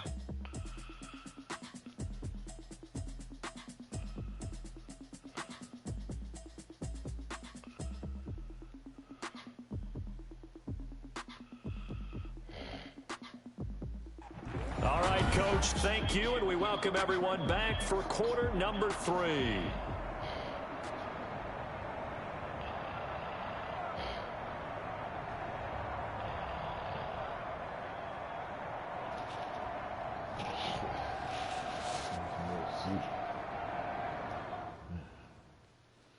I'm going to take a break. Take a nap, shit. All right, I'll take a nap.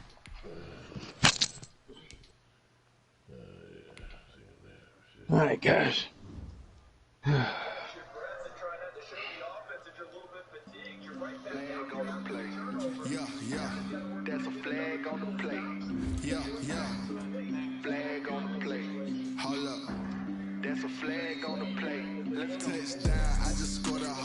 Quit, dog.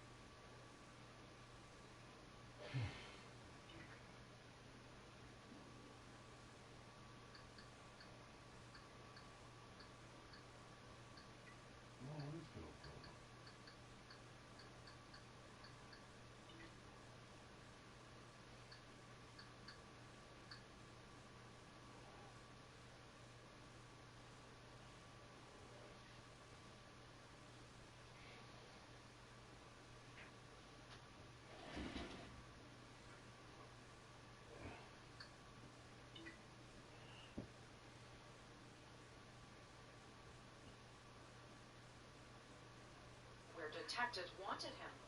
Now they could watch Holbert, see if he blabbed to a cellmate about what happened to Kelly. They also questioned him twice.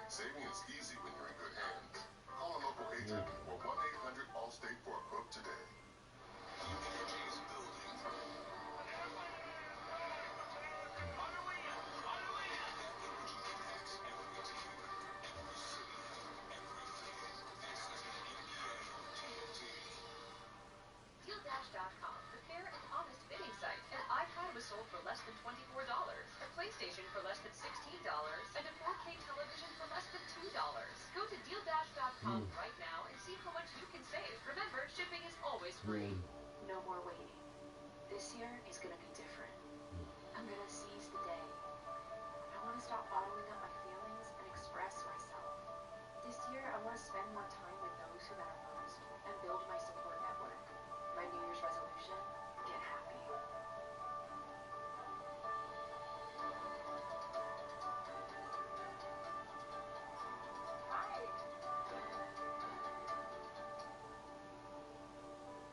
Are you sick and tired of looking and feeling heavy? Probiotics promotes healthy digestion and helps you lose weight. Patented probiotics ease constipation, gas, and bloating, while powerful EGCG burns fat and calories.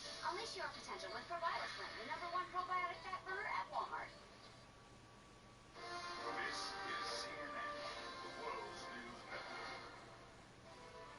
New information this hour on the bombing in downtown Nashville this morning. The city's vice mayor telling me just minutes ago that they believe the recorded voice broadcasting a warning about a bomb from the RV authorities say exploded was female. The voice in the recording was apparently female. Police are calling the incident an intentional act, but so far have not identified any suspects or a motive. I'm bringing in Congressman Jim Cooper. Congressman, thanks for being with us. I'm sorry it's under these circumstances. What is your reaction to today's explosion? Hey, Anderson, this was a terrible shock, especially for Christmas morning. The people of Nashville are strong and will bounce back.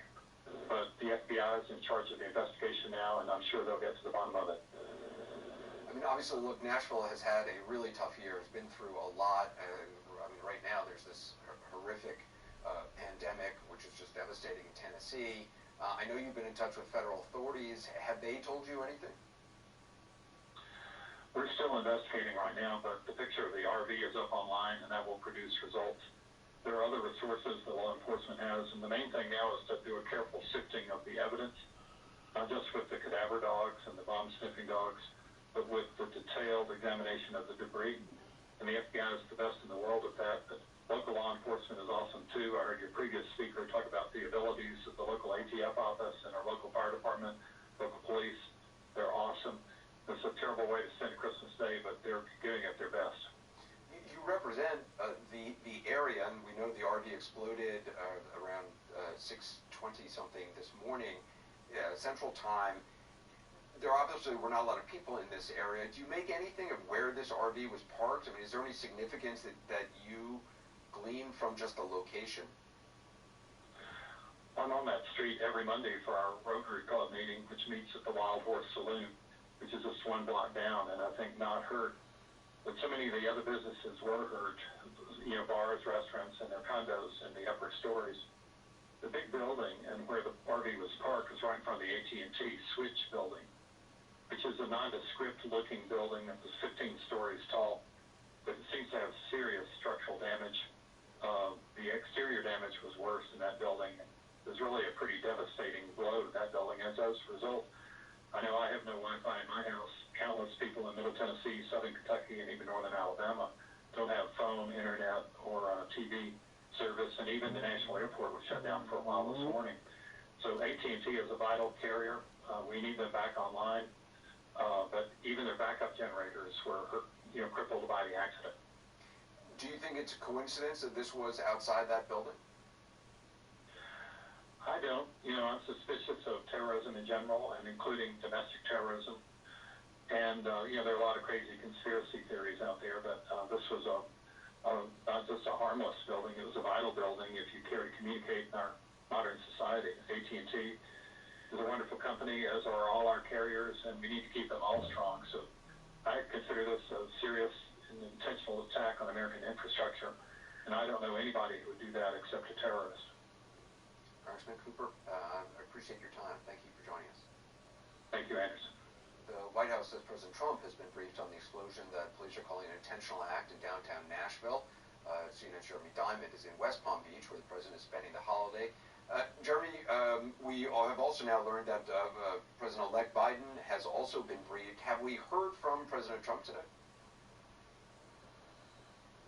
We haven't heard from President Trump on this explosion directly, but we do know from the Deputy White House Press Secretary Judd Deere that the president was indeed briefed today. The president was spending about 5 hours at his golf course this morning, but at some point, perhaps between rounds of golf, it appears that the president was briefed on this incident. Judd Deere says in this statement, President Trump has been briefed on the explosion in Nashville, Tennessee, and will continue to receive regular updates. He then says the president is grateful for the incredible first responders and praying for those who were injured. Now, Anderson, we were expecting that we might see the president actually on camera later today. The president is delivering an address to the troops, Christmas Day message at some point today, but the president taking to Twitter to say that news media would not be invited to that, despite the fact that in recent years he has actually invited cameras and reporters in to witness that, and he actually tends to actually make news at those events. But today we are not expecting to see the president anymore. We have a lid from the White House, which means we're not expecting to see the president on camera at all today. All right, Jeremy Diamond, thanks very much. Up next, we take you to California, where the LA County Health Department is sharing a heartbreaking new statistic. Deaths are spiking so acutely in the county from coronavirus that now someone is dying every 10 minutes.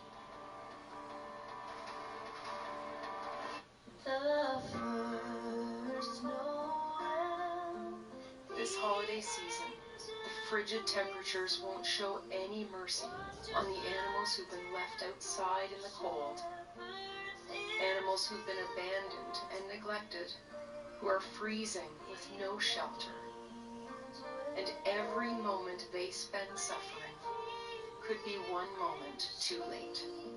On a cold winter's night, that was so deep.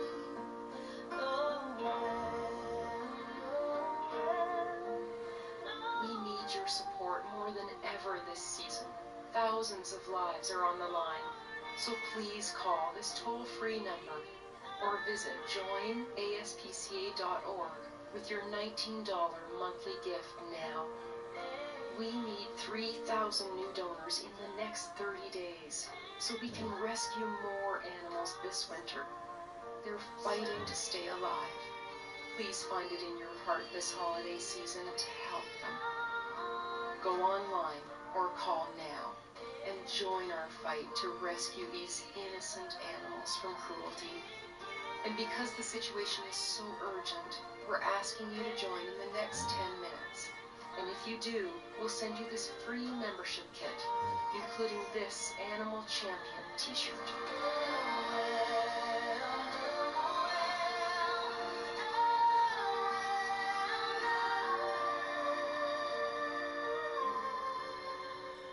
It's the season of giving, and your monthly donation could be the greatest gift you give to an animal who needs you. Go online or call now. 2020's in the rearview mirror, and things are looking clearer with a little luck. 2021, let's all grow more, cutting your own hair now. Vaccine's on its way, and it's coming any day.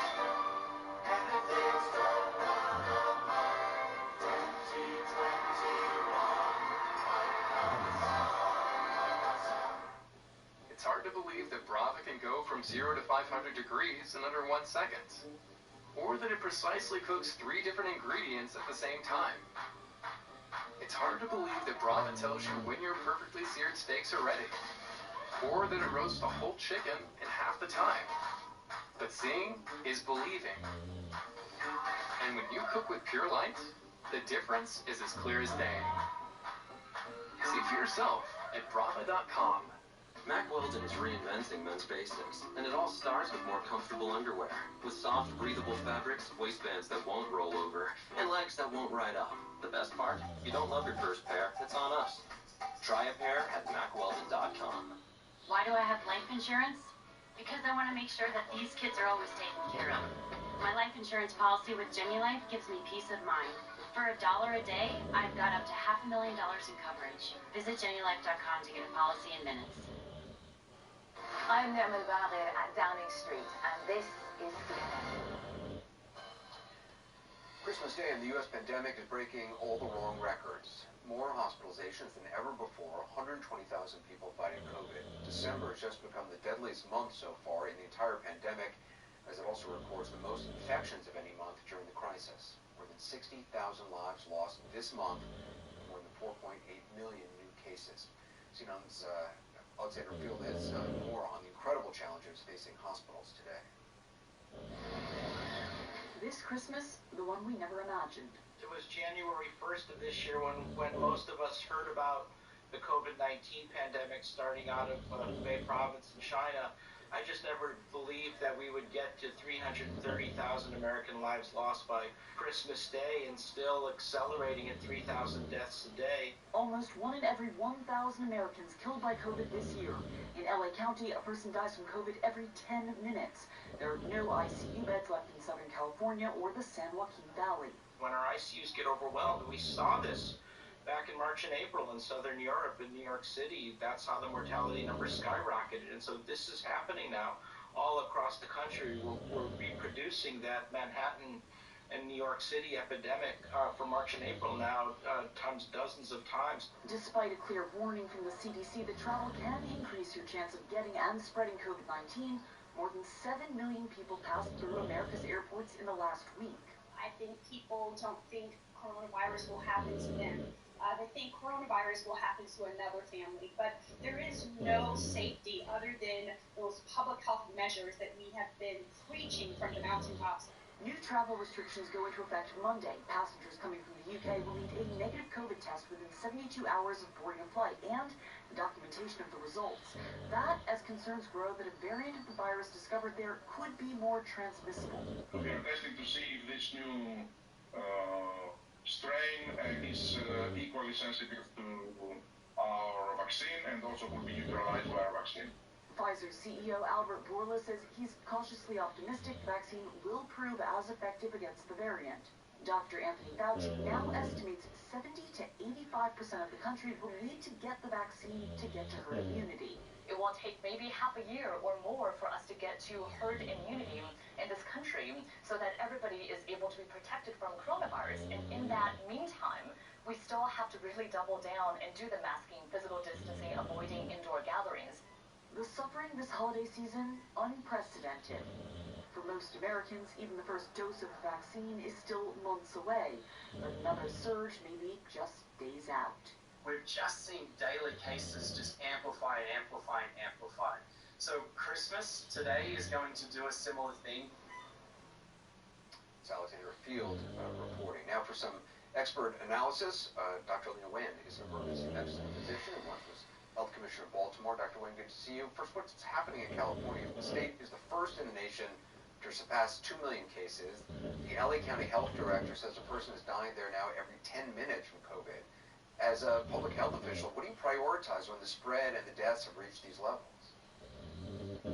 It's really hard, Anderson, because at that point, you know that you cannot just do testing and contact tracing alone, that you really need to rely on mitigation measures, and even masking is not going to be sufficient at that point. People really need to be staying at home and not gathering. And I so worry not only about Los Angeles, but also all over the country, because we have viral hotspots basically everywhere. We have a surge upon a surge. So many of our hospitals are filled now with the gatherings as a consequence of the gatherings that occurred over Thanksgiving. And I'm afraid that the Christmas surge is going to be even worse. Dr. Anthony Fauci says it may take vaccinating as much as 85% of the country to reach some sort of herd immunity. Do you think that's possible? That's a lot of people that we need to be vaccinating, and I think what Dr. Fauci is saying is that we really don't know. We initially were estimating that maybe we need about 70% of the population to be vaccinated, but now we're seeing that this virus is so widespread that people are so susceptible to it. Now there are these variants that are spreading even faster than the COVID-19 that we already knew to be highly contagious, and so that number is getting revised upward. So we know that we need to urgently get the vaccine into the arms of as many people as possible, and then we need to do public outreach and education, because the vaccine is not going to do much good if it's sitting on shelves. We need to get it into the arms of people.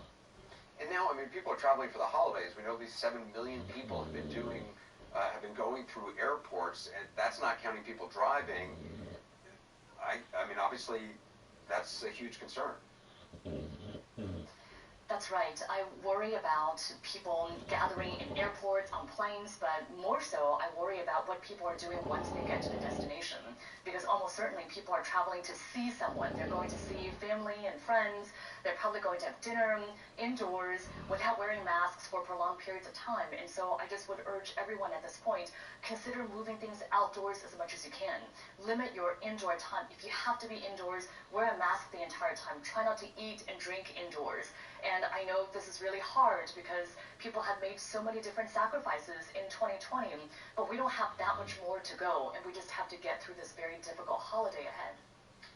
What about the new restriction on travelers from the UK due to the more infectious variant? Is requiring a negative test 3 days before boarding a flight effective? So I think it's a step in the right direction because we are going to find some people who are asymptomatic and just don't know it, and testing positive means that we can take them out of circulation. They will know that they're positive, they're not going to be making that trip. But I also think that we need to go a lot further. We should also be mandating quarantine at the time that people arrive and then doing a test to make sure that they're still negative after that quarantine period. And frankly, it should not just be people coming from the UK. We know that there's a new variant in South Africa as well, and we know that there is so much virus that's all across the US. And so ideally, you have testing, quarantining, and contact tracing, isolation, all these measures for all kinds of travel happening within the US as well. Yeah, Dr. Lee Nguyen, I appreciate it. Thanks. Thank you. Up next, we'll turn to the breaking news out of Nashville this Christmas Day. We speak with a reporter there in Nashville who's all too familiar with the area impacted in today's explosion.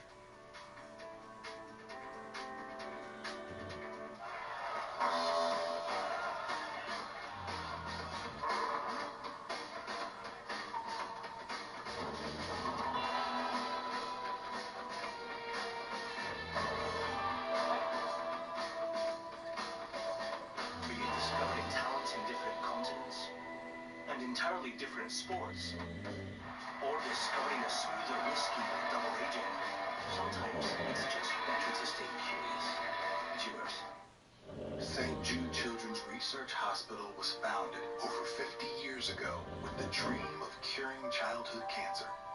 Our mission brings people together as partners in hope to help save thousands of lives. I'm at St. Jude because I have a brain tumor called a pineoblastoma. The hardest part of cancer is knowing that you have it. Before I came to St. Jude, I couldn't walk, I couldn't talk, I couldn't move. Families never receive a bill from St. Jude for treatment, travel, housing, or food, because all a family should worry about is helping their child live. Good things happen here. St. Jude has really given Carter another chance at life. St. Jude helps me have hope. Hope is amazing. It makes me feel strong inside. It makes me feel... wow. Me encanta St. Jude. Estoy viva por St. Jude. No child should have to deal with cancer. We have to find a cure. 1 in 5 children diagnosed with cancer in the U.S. will not survive. You can join the battle to save lives by becoming a partner in hope for only $19 a month. When you call or go online at forstjude.org with your credit or debit card right now, we'll send you this St. Jude t-shirt you can wear to show your support. Every day, survival rates are going up, but until every day becomes every child, our work's not done. We won't stop until no child dies of cancer. Please call or go online at forstjude.org. Become a partner in hope today. Wow! You gotta see the stats on that one! I get the handoff, and with 4 defenders that close, chance of punching it in for a TD, 14%! I can work with that. So I accelerate a lot. Defender distance, decimals. My only out, 0 gravity, 6 points. Best split been played this season. Next Gen Stats powered by Amazon Web Services. AWS is how. Jimmy was cool, he enjoyed our music, and he became a friend. All the brothers got put me in the White House by raising money when I didn't have any money. Jimmy and I basically come from the same spot. When I first met Jimmy, the first thing he did was quote my songs back to me. We had a president that started to see the world the way we saw it. Good night, everybody. Jimmy Carter, rock and roll president, Sunday, January 3rd at 9 on CNN. Closed captioning brought to you by Mesobook.com. Mesothelioma is all we do. For over 10 years, we have offered a free book on mesothelioma. Call 1-800-400-2802.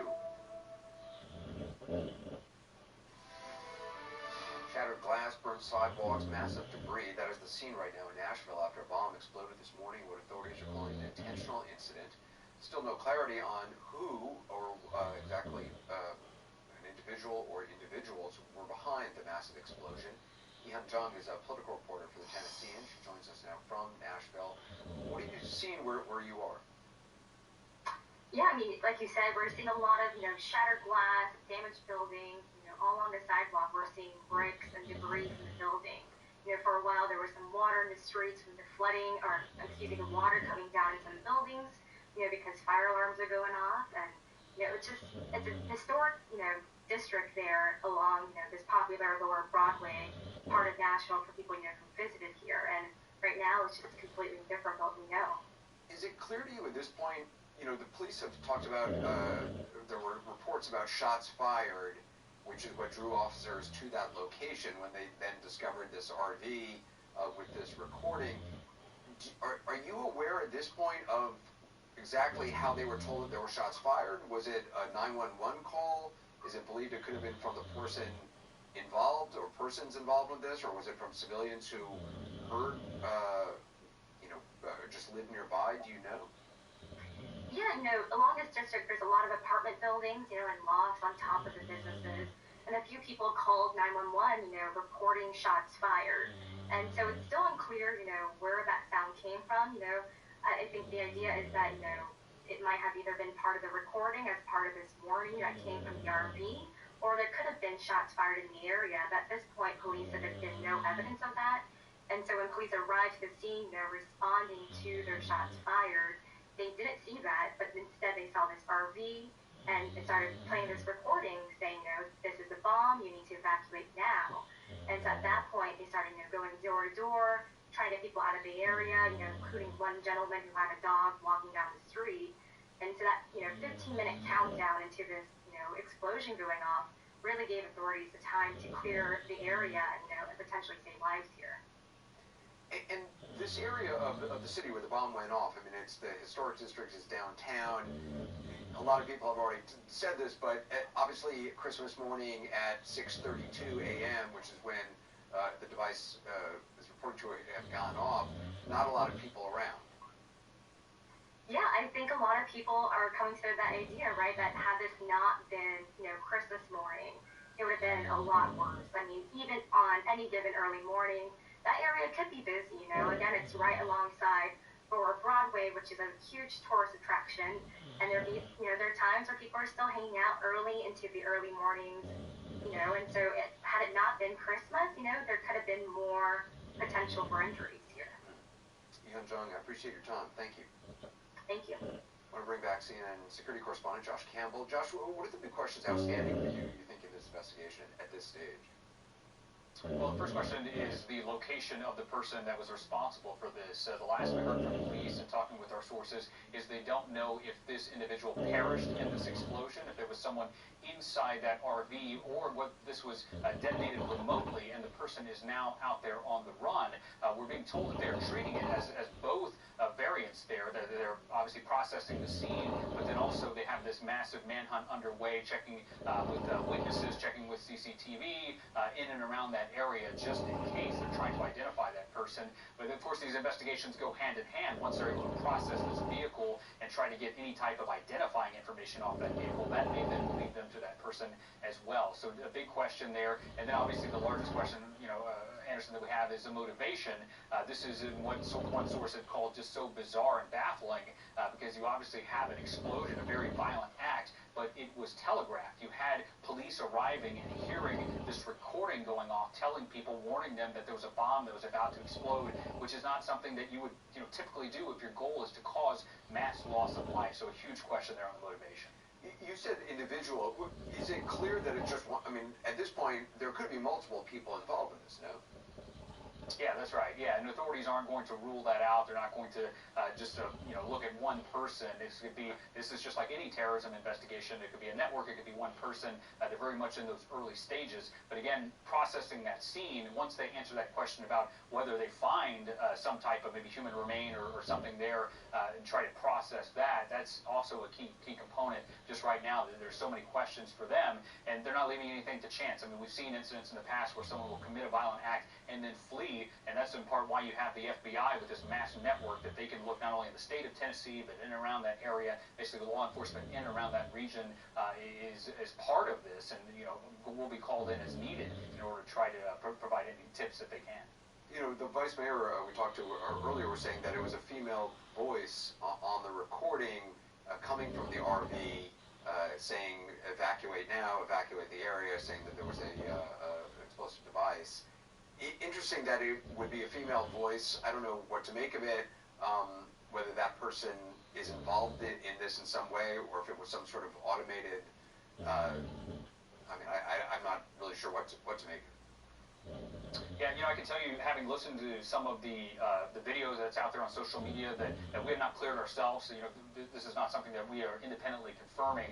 But one of the voices that was heard on one video that appears to be from the scene sounds like an automated female voice. Now, we don't know if that's exactly connected with that. We're still trying to clear that. But we did hear from authorities that there was this recording. And as you mentioned, the mayor said that that was a female, so that could be one and of the same. But again, trying to get into the mindset of someone who would conduct an attack like this, let's call it for what it is, a violent explosion going off in the downtown city street, trying to get in that mindset about why you would warn people, what the motivation is, and maybe if it is automated, the person didn't want his or her own voice to be used. Many more questions there. I will say, Anderson, that I think, and I've been saying this, all day since we've been reporting on this, I think it's only a matter of time. We'll probably learn soon the identity of this person, because unlike, and I know you've covered war zones and bombings as well, this isn't a bomb that's left on the side of the street or in a bag somewhere. They are tying this device to a vehicle, which is so simple these days for law enforcement to track the provenance of that vehicle, whether it's a rental or whether it's owned by someone, by the unique identifying numbers that are on a vehicle. So I think it's just a matter of time. But nonetheless, you have investigators doing this full court press to try to identify this person and bring them into custody. Yeah, definitely sounds that way. Josh Campbell, I appreciate it. We'll continue checking with you. Still ahead, we go live to Nashville, near the scene of the investigation, where officials have released an image of that RV that Josh was talking about. There it is. It is obviously now at the center of this morning's massive explosion investigation.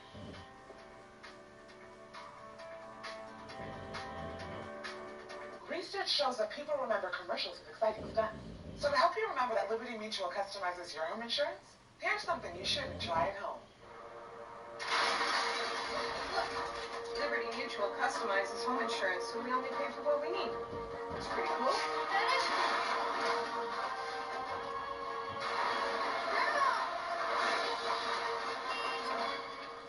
Very cool. Only pay for what you need.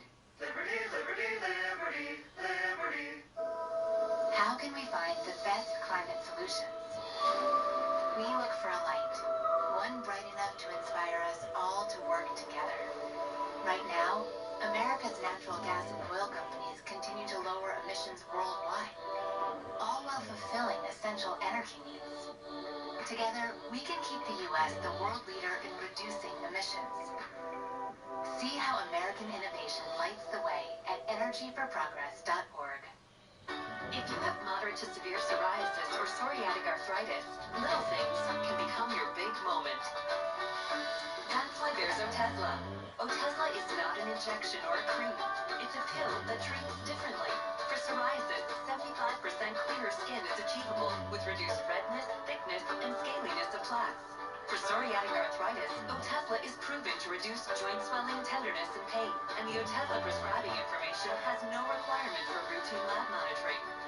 Don't use if you're allergic to Otezla. It may cause severe diarrhea, nausea, or vomiting. Otezla is associated with an increased risk of depression. Tell your doctor if you have a history of depression or suicidal thoughts, or if these feelings develop. Some people taking Otezla reported weight loss. Your doctor should monitor your weight and may stop treatment. Upper respiratory tract infection and headache may occur. Tell your doctor about your medicines and if you're pregnant or planning to be. Otezla, show more of you. Imagine right now, it's all on us. Everything's building to this moment. Believe me, it's extraordinary.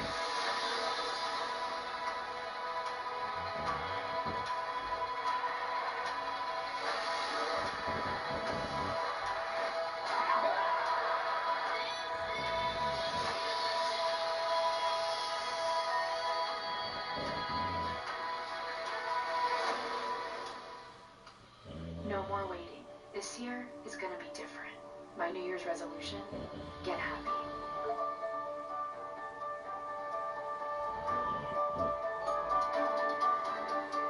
Hi. It's hard to believe that Brava can go from 0 to 500 degrees in under 1 second.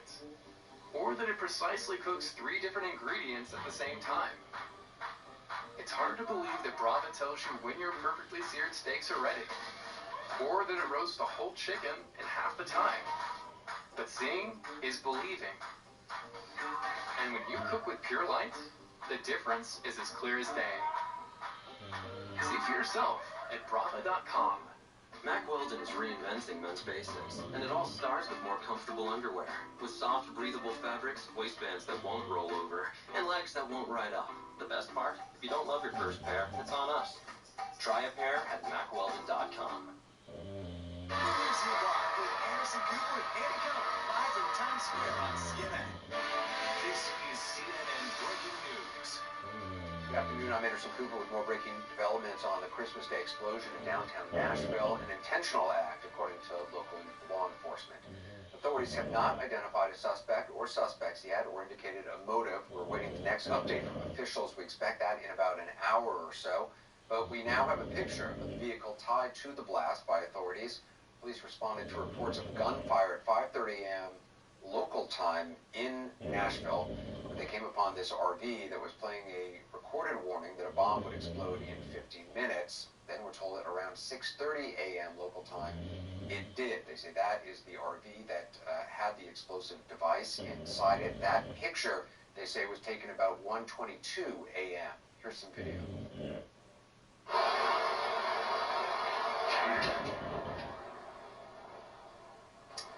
So far away, it just gives you a slight sense of the power of this, given how far away that image was. Here's another camera that captured the moment of the blast.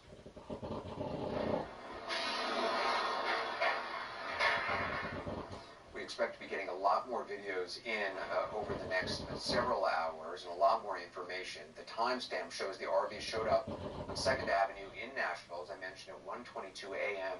Central Time.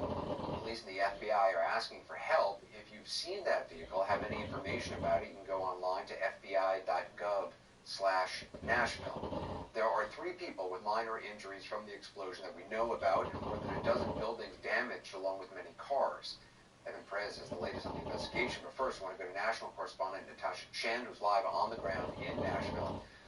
Natasha, what have you been seeing today, and what's the latest on the investigation? Well, Anderson, it is very obvious that police have sealed off a lot of the downtown core because it is extremely quiet.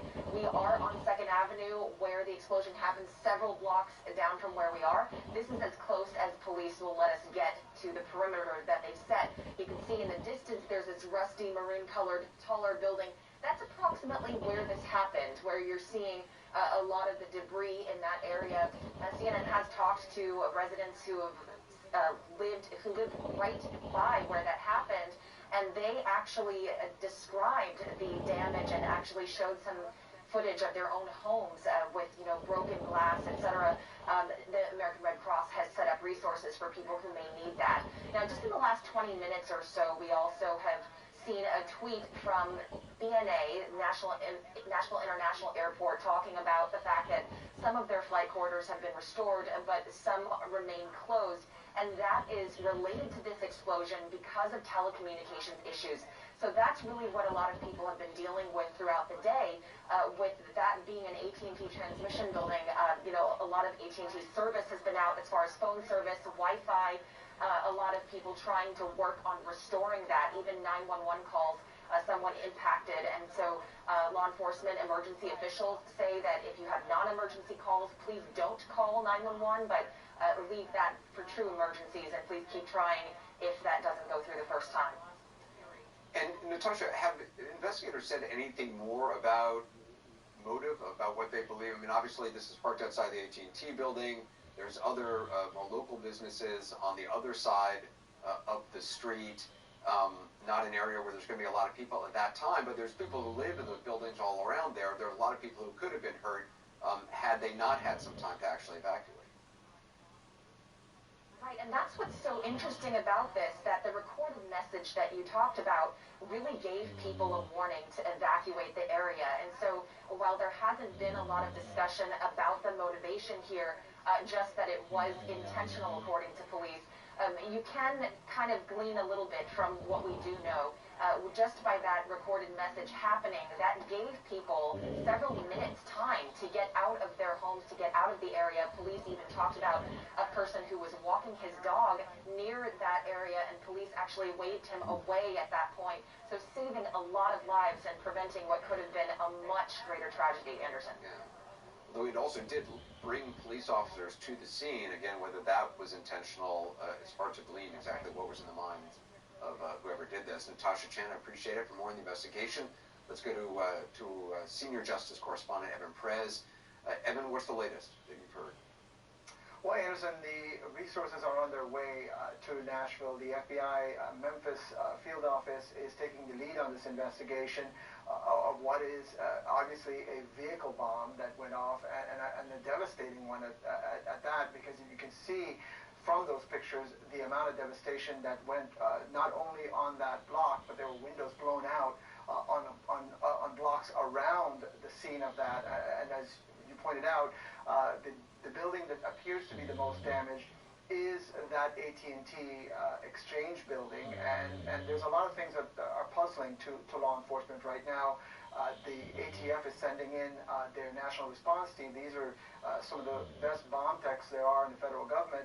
And what they were going to do is they're going to examine all of the evidence, both from the damaged buildings, the remains of this RV, to see whether they can determine what this bomb was made from, whether it was set off remotely, whether someone was still in the vehicle when this went off. Obviously, there's so many strange things. The fact, as you pointed out, that there was this report of gunfire drawing the first responders there, and then of course that broadcast message that was being sent from appears from coming from the vehicle. It said at least one of the part of the message said, if you can hear this message, evacuate now, and then shortly thereafter is when that explosion happens. Obviously, this is just the beginning of this investigation. Clearly, the FBI and the police that are doing this, there's still very few clues, because they put out this image of the RV, and they're trying to get people to call with any tips that they have about what might have happened here. Evan, is the timeline clear to you at this point? I talked to a reporter from the Tennessean who said that a number of people had dialed 911 because they heard what they thought were gunshots. And again, we don't know if there actually were gunshots or if that was just part of the recording. And that apparently it was so early it woke people up. But is it clear to you when those calls came in for the shots, and how long it was from then until the blast? I'm a little unclear on how long the recording was going for, saying please evacuate the area. Right. It does appear, Anderson, from earlier in one of the earlier press conferences that the police did in Nashville, they said that somewhere around 6 a.m. is when they started getting these calls. Again, because it's early morning, it's Christmas, it's an area of Nashville. It appears to be, pretty industrial area. There are some loft buildings nearby. maybe people didn't hear the initial sounds, and so that's why it took a little while for those reports to come in. So no, there is still, I think, a little bit of a confusion as to exactly what that was. Was it a recording, or were there actual gunshots? And look, the scene now is devastated, so it's going to make it even more complicated for you to find any casings, for instance, if there were any gunshots. So I think that's one of the key parts of this, is to figure out whether that was part of the plan here, the motivation. There also seems to be, whatever the countdown was, I think they said 15 minutes, and then apparently there was a delay, and some people actually started to come back. I'm unclear on how long that delay was, and again, what to make of that. Was that an attempt to get people into the area, back into the area, or have people on the streets evacuating and it to go off? I guess still not known. Or again, whoever put this together had some skill, but it may well be that they screwed up and they intended for it to go off earlier than it did. We don't know. And again, the possibility remains that someone was nearby and set it off. Again, those are things that the investigators are going to have to determine. But yes, I think that's one of the strange parts of this, is if you were trying to give a warning to have people to stay away and to reduce the chance of there being fatalities, then the timing does seem a little odd.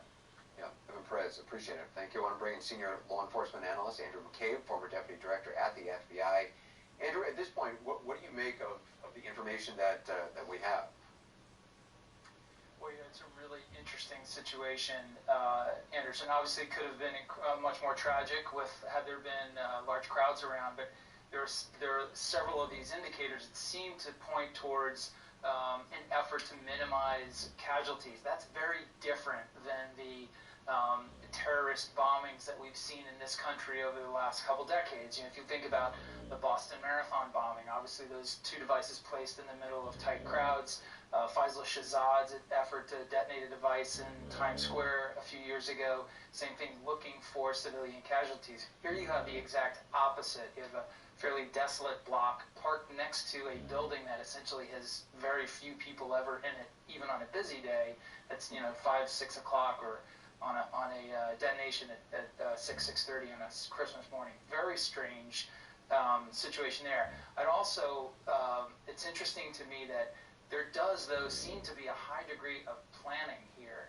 So a device at least transported in a vehicle, possibly even constructed in a vehicle, and accompanied by a recording, we believe at this point, set to warn people before the device goes off. That's another really unique set of circumstances that we haven't seen before. It's also, given, as you said, the planning involved in this, the location, there's a lot of different ways, I guess, it could be read. The location could have been picked because it's not likely to have high traffic at that time in the morning on a Christmas morning.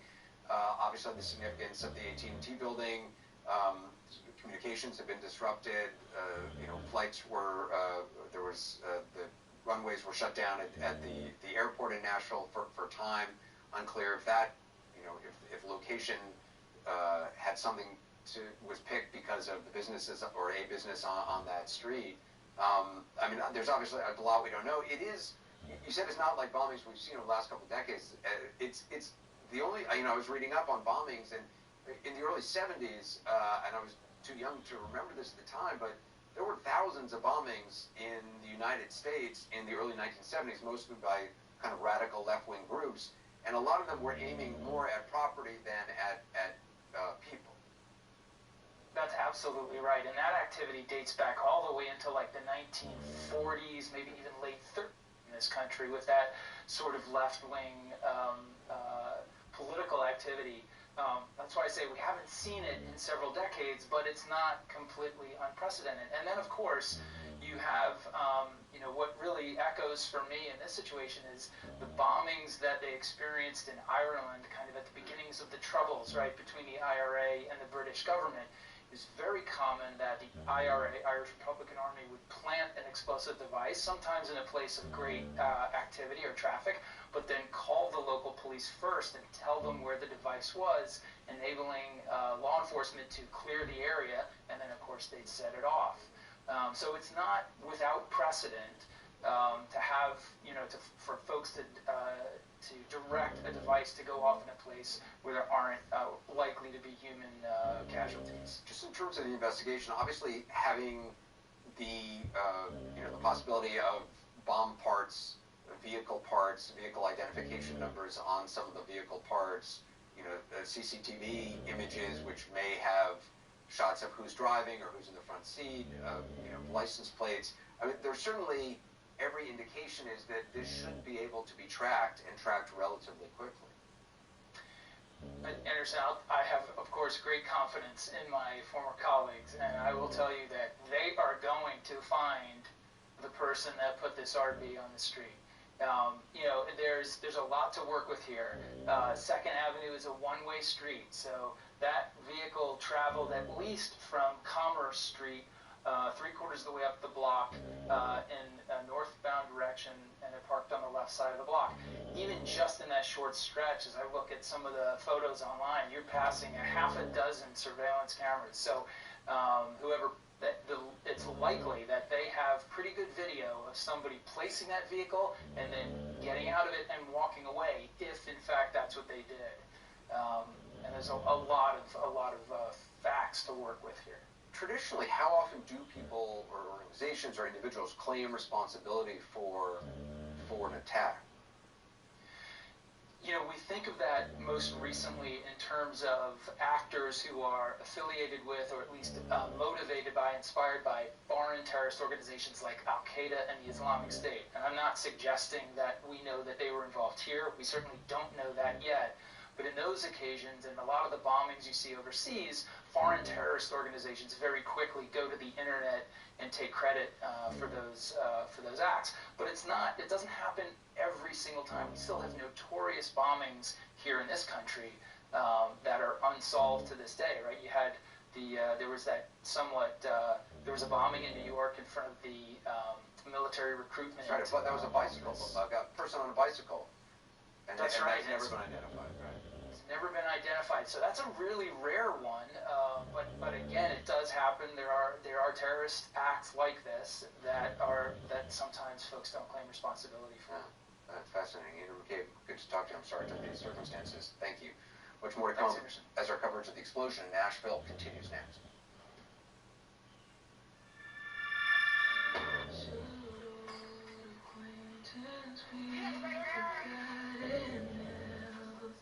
To mind, should our acquaintance be forgotten? All lang syne, we'll take a cup of kindness yet for all lang syne.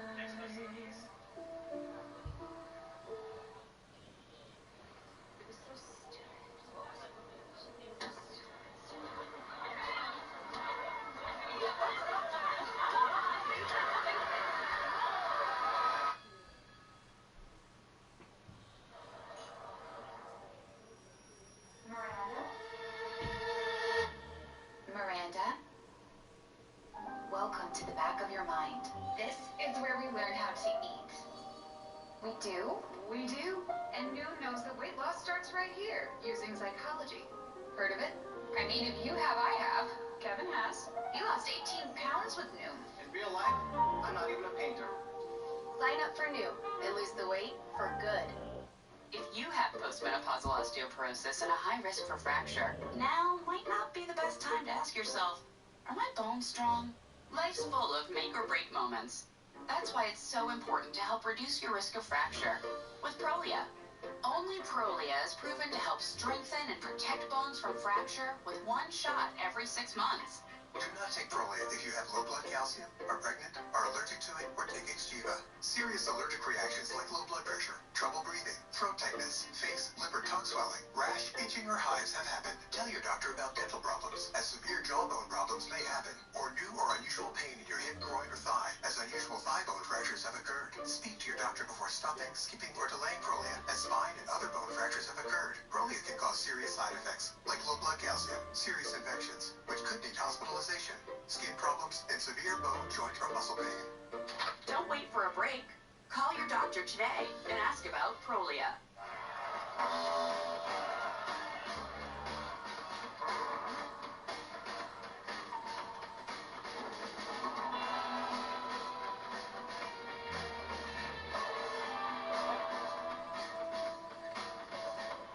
Discovering talents in different continents and entirely different sports, or discovering a smoother whiskey with double aging. Sometimes it's just better to stay curious. Yours.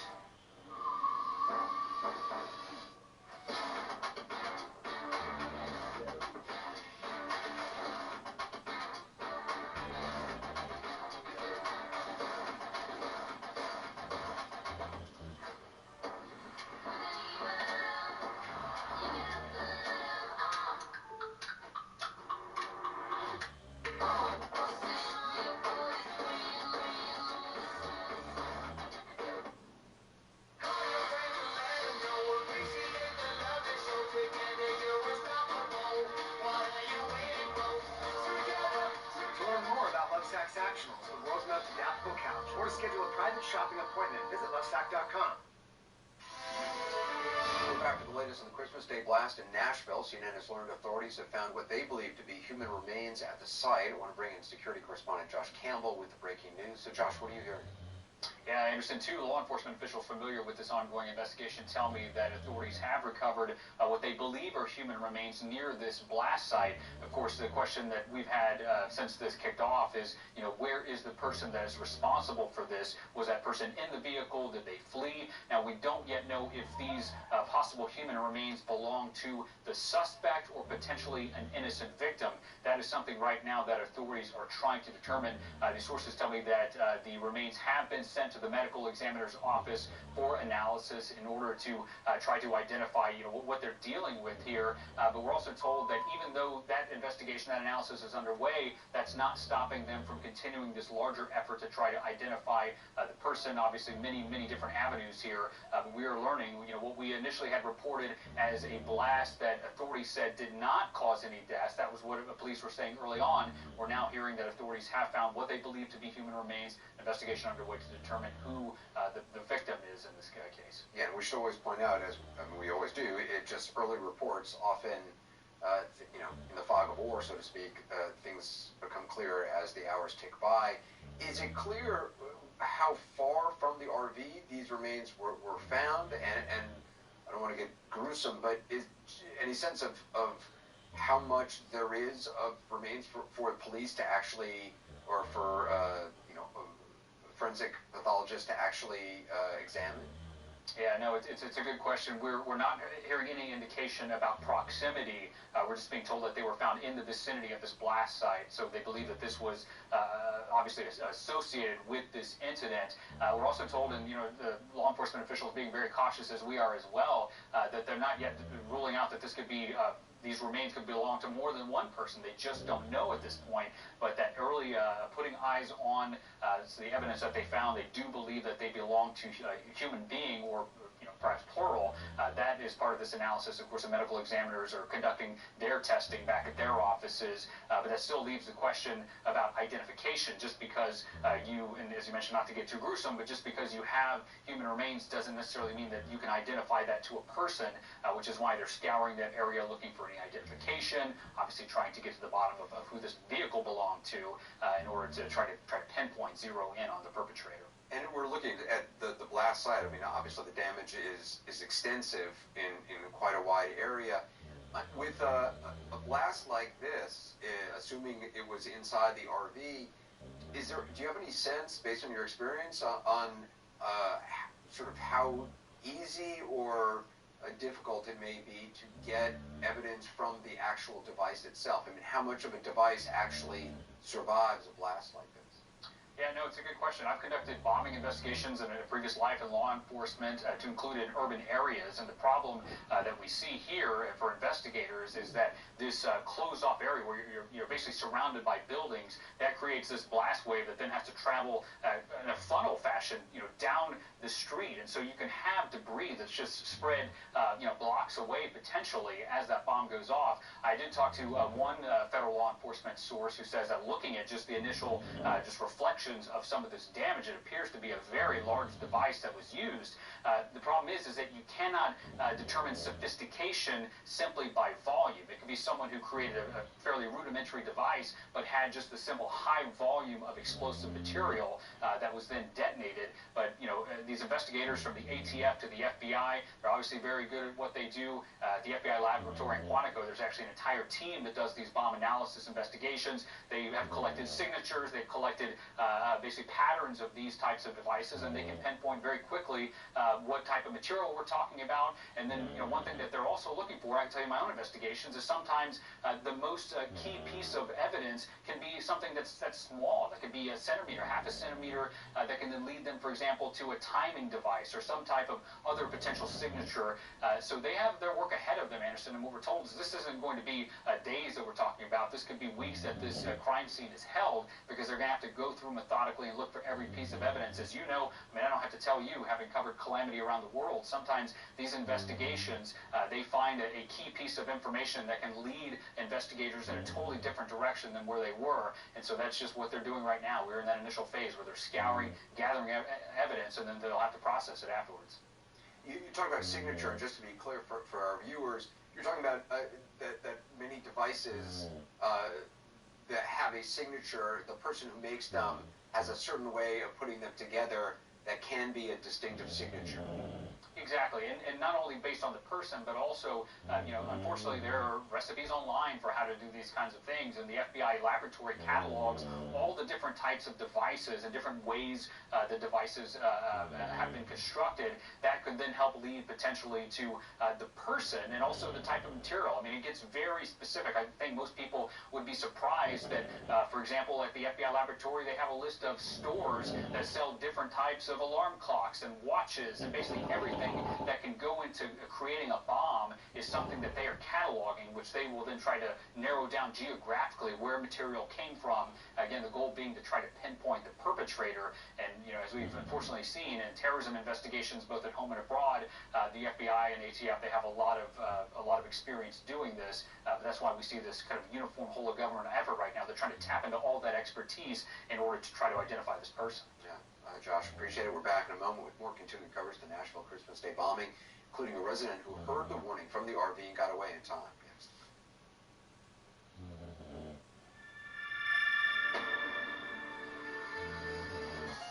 Jimmy was cool, he enjoyed our music, he became a friend. The Allman Brothers got put me in the White House by raising money when I didn't have any money. Jimmy and I basically come from the same spot. When I first met Jimmy, the first thing he did was quote my songs back to me. We had a president that started to see the world the way we saw it. Good night, everybody. Jimmy Carter, rock and roll president, Sunday, January 3rd at 9 on CNN. So we got pregnant with our daughter in 2016. Then we kind of realized that we needed a regular babysitter. At Care.com, you can find a babysitter or nanny who's just right for you. Join now, Care.com. When you shop with Wayfair, you spend less and get way more, so you can bring your vision to life. For small prices, you can build big dreams. Spend less, get way more. Shop everything home at Wayfair today. Great sex is never just about sex. I hear this from Roman members every day. Erectile dysfunction treatment helps men feel more confident in the bedroom, but it also unlocks so much more outside of it. A connection, a warmth. They feel more in sync with their partners. And that's what every couple deserves. With Roman, it's simple to connect with a healthcare professional online and find the right treatment plan for you and your partner. Simple, straightforward, and the way healthcare should be. Roman, let's take care of it. The sun is pretty incredible. It makes our Lipton tea leaves better, which makes this smooth tea taste better. And times spent together even better. And drinking Lipton every day can help support a healthy heart. As a barber, nothing's gonna beat my shave, especially for guys who tend to get razor bumps with ordinary razors. But now, there's Gillette Skin Guard. It flattens the skin and lifts the blade for a shave that's close, but not too close for comfort. 2020's in the rear view mirror.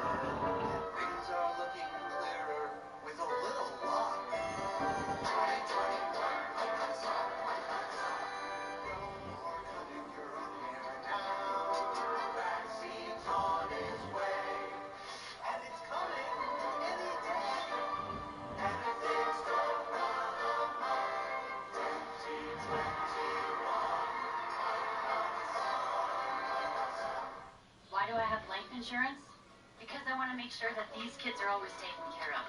My life insurance policy with Jenny Life gives me peace of mind. For $1 a day, I've got up to $500,000 in coverage. Visit JennyLife.com to get a policy in minutes. My anxiety had really taken over my life. My relationship of 15 years dumped me. I'm a survivor of sexual assault. I saw better help on social media. I didn't want to be miserable. I needed help. I was like, I should give it a shot. They matched me with a therapist. We clicked. I made us just laugh and smile more. I feel hopeful for the first time in a long time. It helped me get my life back. Join 500,000 people who got therapy online. Start talking to a licensed counselor today at BetterHelp.com. Guys, times are tough, but Force Factory's Test X180 can help us man up America by boosting total testosterone, build muscle, fuel desire, and improve performance. Get Test X180 from Force Factor, the #1 fastest growing men's health brand at Walmart. Jimmy Carter, rock and roll president, Sunday, January 3rd at 9 on CNN. Gunfire and audio messages from a vehicle warning it would explode in 15 minutes. That's what one resident says she awoke to Christmas morning before she saw a massive explosion near her home. I want to get an eyewitness report from the scene. Betsy Williams joins me now. Betsy, thanks so much for being with us, and I'm sorry we're talking under these circumstances. I understand you were woken up, you say, by what sounded like gunfire. Explain what you heard and what time this was. It was sometime between 4:30 and 5 a.m. I'm not exactly sure the first time we heard the gunshots. It sounded like an automatic weapon. And it was very loud. And it woke me up. It woke us up, and you know, we didn't do anything to start with because you just wake up after you've heard that. Well, then we waited a few minutes and it happened again, and so we called 911. The first time, just to be clear, the first time you heard it, how many shots did you hear in a row? I think it was, I didn't really count them, but it was about probably 8 to 12. Okay. You know, it was bam, bam, bam, bam, bam, bam, bam, bam, bam, like that, and it was very loud. And then do you have a sense of how much time between the second time? How much time elapsed between the first burst and the second time you heard it? You know, it seemed like it was probably longer than it actually was, you know, and so maybe it was 5 minutes, maybe 10, and then it happened again, and then we called 911. Well, then when it happened the third time, and we called 911 back again just to make sure, and there were responders who had already come down there after we called the first time, and we looked out the window, and there was this white RV that was parked just across the street, and so it started playing this message, evacuate now, this vehicle contains a bomb, and it will explode. And I think they may have been playing some other things. It was a mechanized woman's voice. It's computerized. So it didn't sound like a woman had recorded it herself. It sounded somehow computerized. It sounded like it was a computerized thing. You know, how you have those automated calls and you have automated stuff, and that's what it sounded like. And that went on for a good long while, because by that time we called 911 again, wanting to know what should we do, you know, and what should we do? And they were trying to get information from the police who were down there to try and figure out what they needed to tell us. Well, in the meantime, we started gathering up our stuff. I had to get my cat. I had my 85-year-old sister who was staying in another apartment. We run short-term rentals on this floor, and we didn't have any guests, but my son was visiting up here, my sister visiting here, and they were in 2 different apartments, and from the one that I've lived in for 15 years. And so then they started the countdown, and do you know, sorry to interrupt you, evacuate now. Do you know what time the countdown started, roughly? I think the countdown probably started sometime around 10 till 6.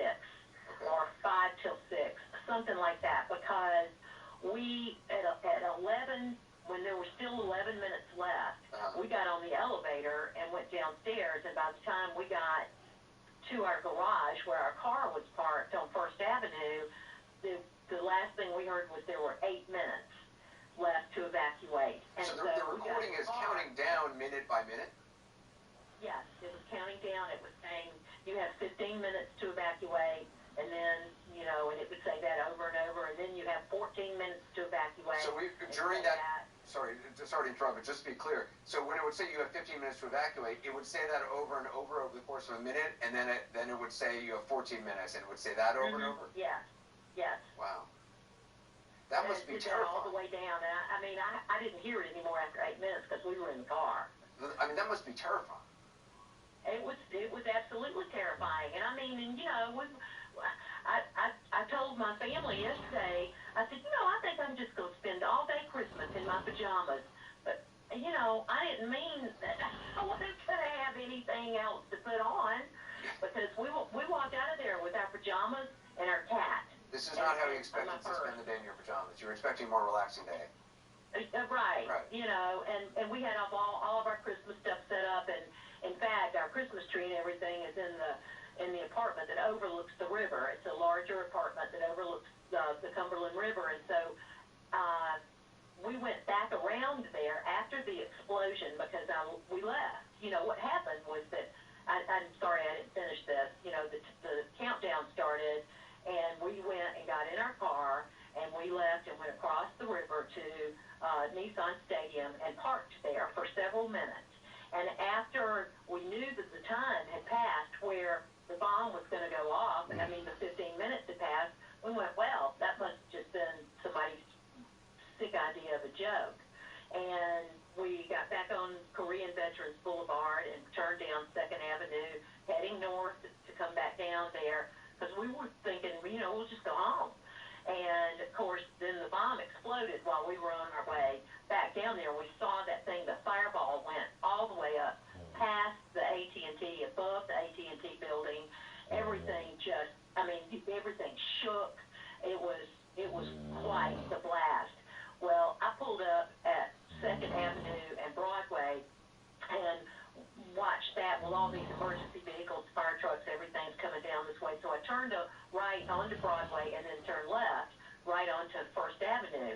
And of course, First Avenue was completely littered with broken glass and metal pieces, window framing, wood, where that blast had blown out the backs of the building. And so I drove up to our building. I drove far up to our building. Through all the glass and took a couple of pictures, and our Christmas tree was still on. And we could see the Christmas tree through the window where it was just still burning. And we've been showing some of your pictures. Let me just ask you, just go back, when the countdown, you said the countdown started around 5:50, 5:55. By the time you were parked and waiting for the explosion, when the explosion actually happened, do you know what time that was?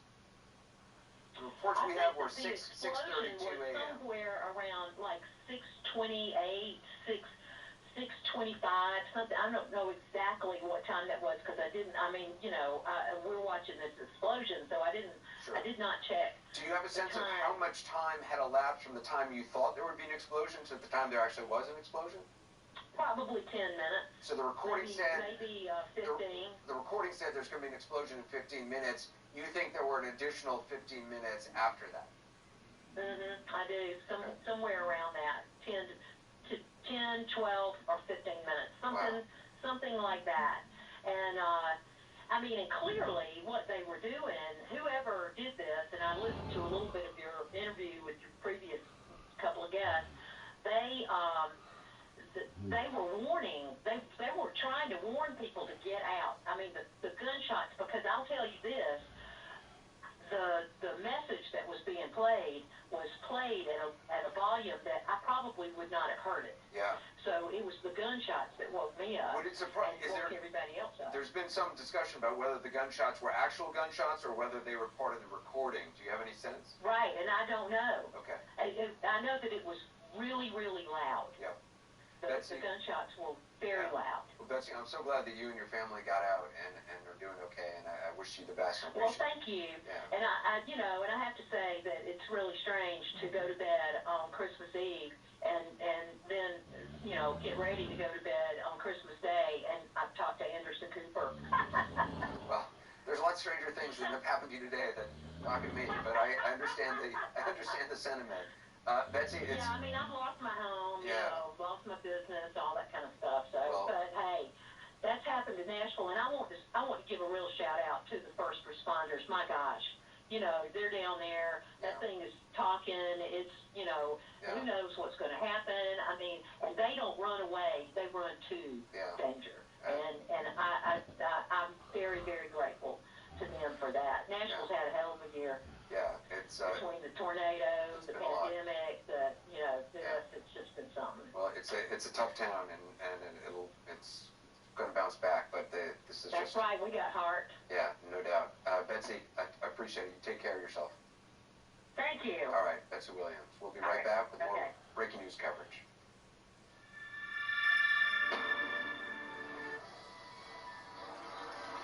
This season, Kia's got great deals on our new lineup of vehicles built to help you take on winter.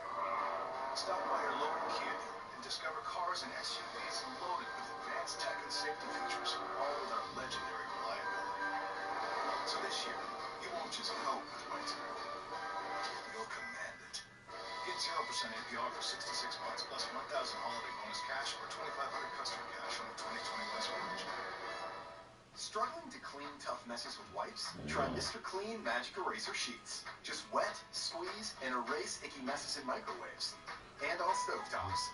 For an amazing clean, get the power of Mr. Clean Magic Eraser in disposable sheets. Tackling climate change and providing energy isn't an either-or. We have to do both. America's natural gas and oil companies have helped the U.S. become the world leader in reducing emissions, all while keeping the lights on across the country. We've already made progress. Together, we can go further. Join us at energyforprogress.org. The Dish voice remote has Google Assistant, which allows you to control all sorts of things. Like the lights. Dim the lights. And the door. Lock the door. And of course, your TV. Resume movie. What it can't control? A keen snack radar. The Dish voice remote with Google Assistant. Dish. Tuned in to you. These days, you need more than an education. So that's what we give you. Introducing career services for life. Learn more at phoenix.edu. Imagine right now, it's all on us. Everything's building to this moment. Believe me, it's extraordinary.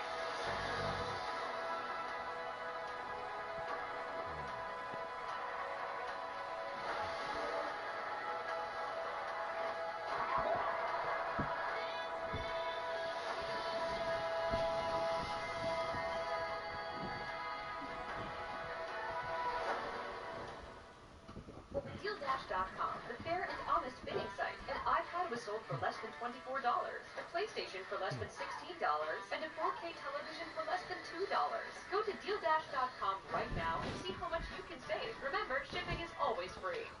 It's hard to believe that Brava can go from 0 to 500 degrees in under 1 second. Or that it precisely cooks 3 different ingredients at the same time. It's hard to believe that Brava tells you when your perfectly seared steaks are ready. Or that it roasts a whole chicken in half the time. But seeing is believing. And when you cook with Pure Light, the difference is as clear as day. See for yourself at Brava.com. Mack Weldon is reinventing men's basics, and it all starts with more comfortable underwear, with soft, breathable fabrics, waistbands that won't roll over, and legs that won't ride up. The best part? If you don't love your first pair, it's on us. Try a pair at MackWeldon.com. I'm Ryan Young in Atlanta, Georgia, and this is CNN. explosion on Christmas Day in Nashville, and the hunt goes on for who set it off. Nashville's Mayor John Cooper has now issued a curfew for the area surrounding the blast site, just went into effect. I'm joined by national security analyst Juliet Kayyem, former Homeland Security official of the Obama administration, and law enforcement analyst Peter Licata, former lead bomb tech for the FBI in New York City. Juliet, your initial thoughts on this are what? So I'm just, gathering what we're reporting, and let me just put it in perspective for the viewer. So you have really unique, I think I would say, pre-event incidents. And I mean, in other words, the siren telling people to run away, the gunshots that we don't know if they were real gunshots or an audio. And one has to assume that is they did not want a mass casualty event. So compare that, say, to Times Square or the Boston Marathon that are chosen for mass casualty. Your Christmas morning, it's 6 o'clock, and they want people to go away. Then you have the incident itself, right? Massive explosives. So this makes me happy in terms of investigations because it's hard to get that much material. There's going to be fingerprints. There's going to be an ability to investigate based on the explosives. And then now you have sort of the after part, which we now have, we're confirming now, at least one casualty. So we have to determine who that is. Is it a victim? Is it a potential person involved with the incident? And you have a damaged building, AT&T. I want people to be careful. We do not know if AT&T was the target. If it was, that goes to whether this was an attack on our critical infrastructure impacting what we already know, airports there, as well as the 911 system. Or was it just a consequence of a large explosion? And then finally, motive. We'll be careful.